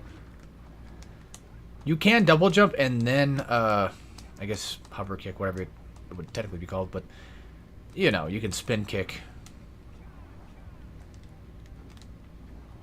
And still land those without having too much trouble. But of course, then you got this shit to deal with, which sucks.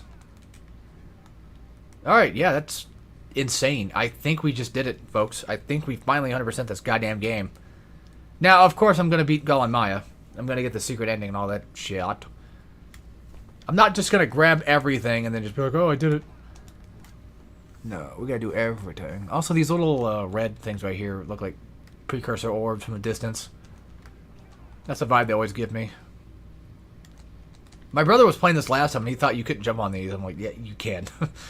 I get where he's coming from. I understand that 100%, but yeah, you can jump on those. Now let's hope I didn't miss anything. Because that would suck ass. And I know I did say I can check before I mean, I have 100 power cell. That's got to be it, right? And if we get 2,000 out of 2,000 precursor orbs, then we're done. And this was the last, like, 5-ish. Oh yeah, 101 power cells. That's it. I'm pretty sure that's 101%. Well, then again, I did say 100%, not 101, didn't I? It doesn't matter. I want to fully complete this goddamn game with the secret ending and all that fun stuff. And let's hope I don't fuck up Gull and Maya, but... doubt it.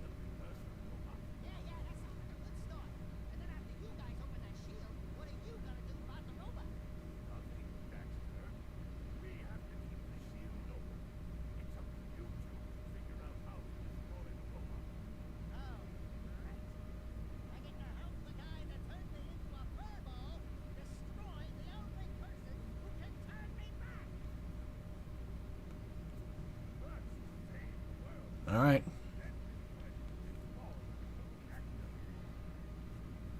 Well, we still got more cutscene left because, once again, Gull and Maya have to enter the frame and then do all that shit.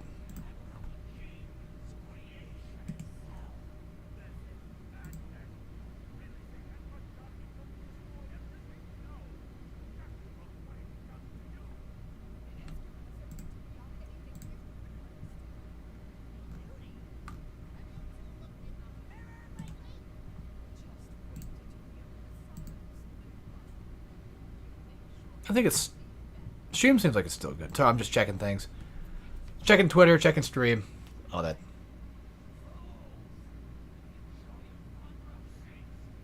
You know, it's weird because, like, Gull and Maya... Mainly Gull himself kind of gives me nitrous oxide vibes.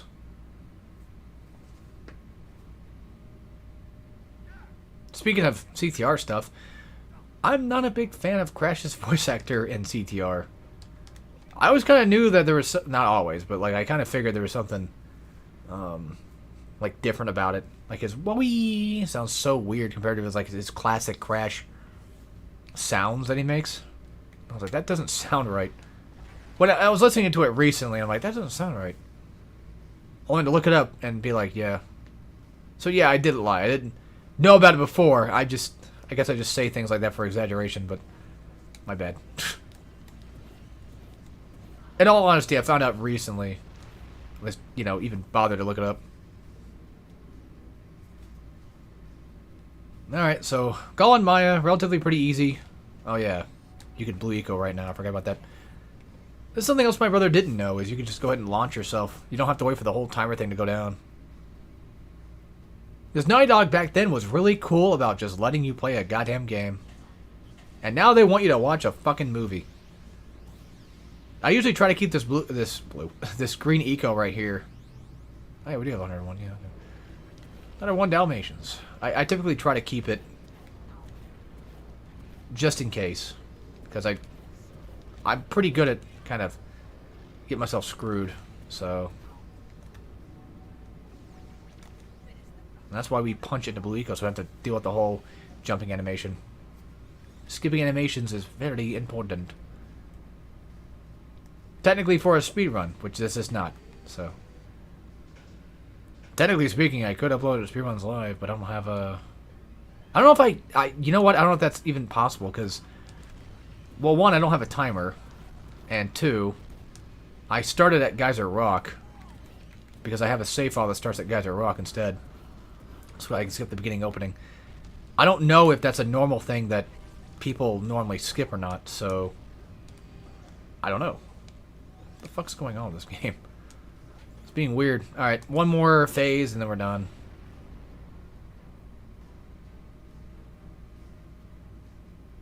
I should also apologize for the computer fan in the background too. I know it's... We're almost done with the game, but that thing is just always going to be loud no matter what I do. It's easier just to shoot without aiming for this part. He does take quite a beefy amount too, which sucks. I probably should have used that yellow eco on the right and then went to the left. Make my life easier, make it faster to get to blue eco. Oh yeah, that's right, don't do that. Never mind. Hope I didn't fall into the dark eco though. Mid cutscene, that would suck.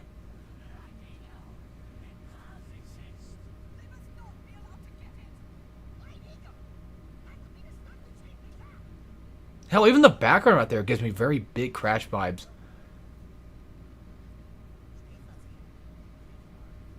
Choices.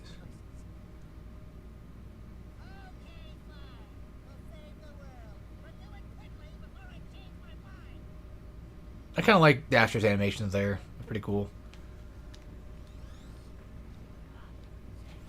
Alright, so what to do now is just grab light eco and then that's game. But of course, just in case, I'm going to go ahead and... I'm going to watch the cutscenes and let them do their thing. I honestly always forget that light eco and dark eco show up here. Because the oracles do talk about, like, light and stuff. But I've always kind of just, you know, think to myself, oh, they're talking about, like, Jak 3.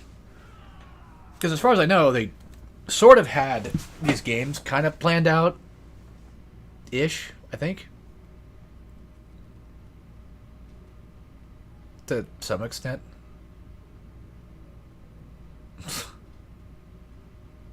Nice. I mean, to be fair, they do deserve that. With all the trouble we went through, then yeah.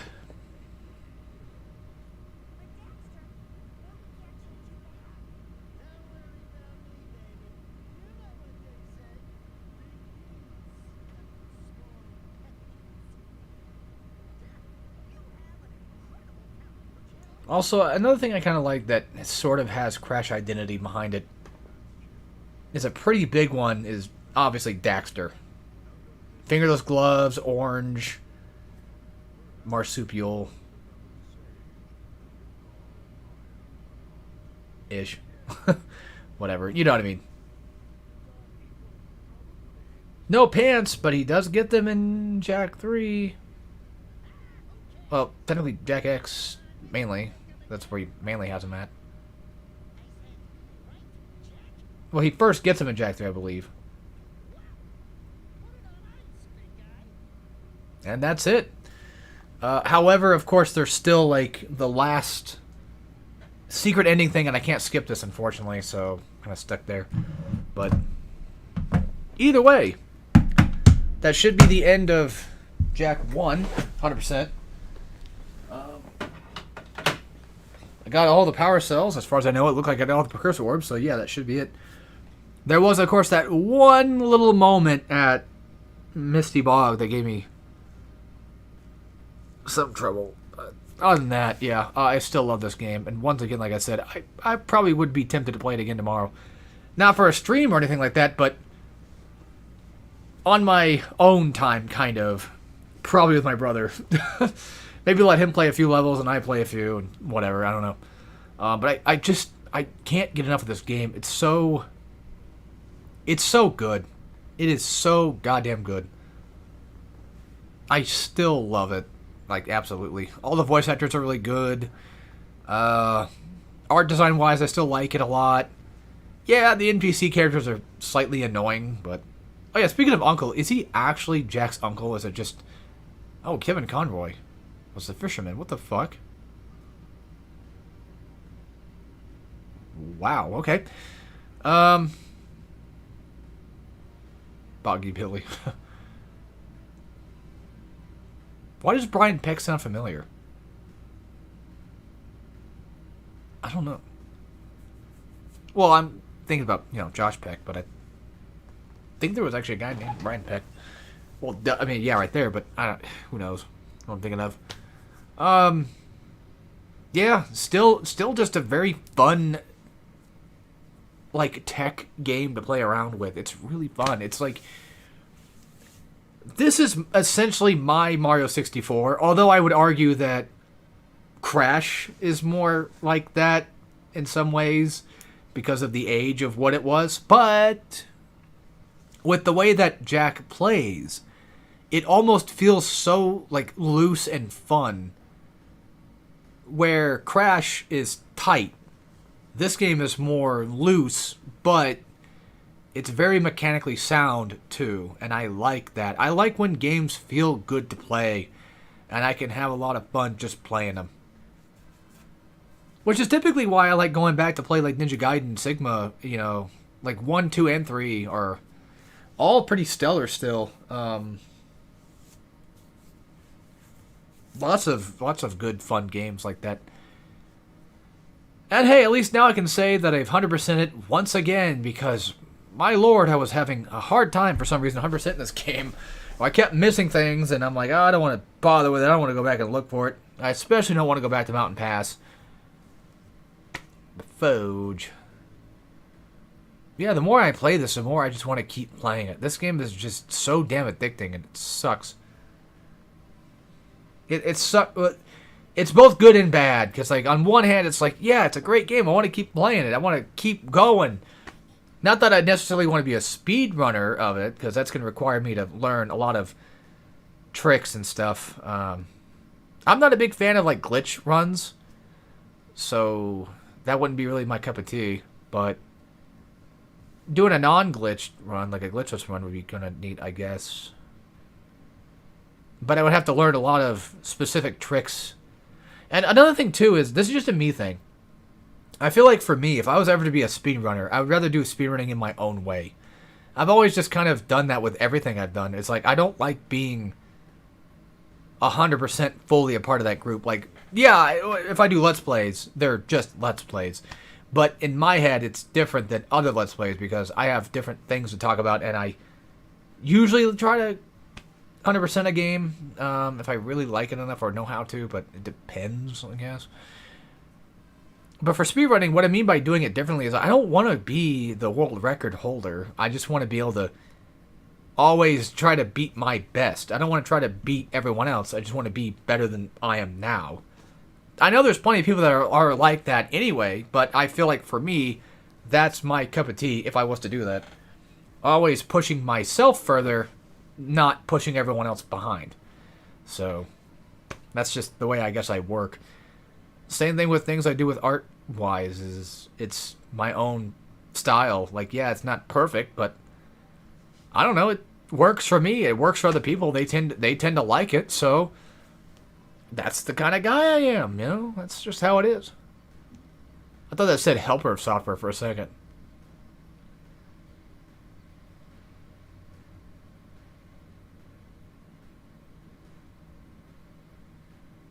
Usually whenever I beat this game, I typically just shut it off at this point, but just in case, I need to show the faithful sheriff that I have 100% this game. I have to prove it to him. This is the way to do it. If we see that secret ending, that basically means we did it. Well, then again, that's all precursor orbs, right? No, that's all power cells, sorry. I think all precursor orbs is its own thing. I think you get the secret ending if you just get all 101 power cells. You don't need the orbs for it. Maybe. Yes, technically you need the orbs because you need to pay people for power cells, but... Oh my god. We're gonna go through everyone? Yeah, German, Italian, I'm guessing Japanese too, Spanish.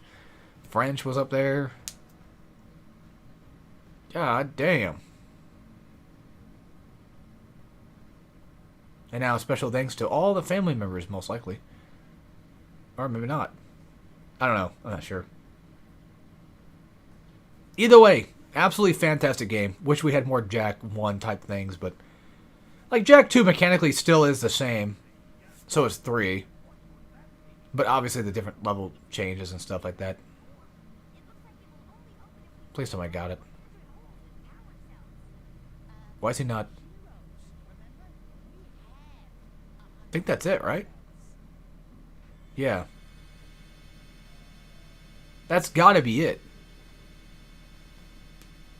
But I don't remember if this cutscene plays automatically regardless of how many power cells you have. But I think it means I have 100... I don't know, or whatever.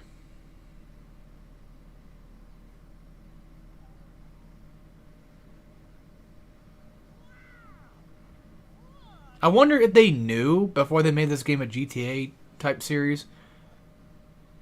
I wonder if they knew what they were wanting to do with it beforehand.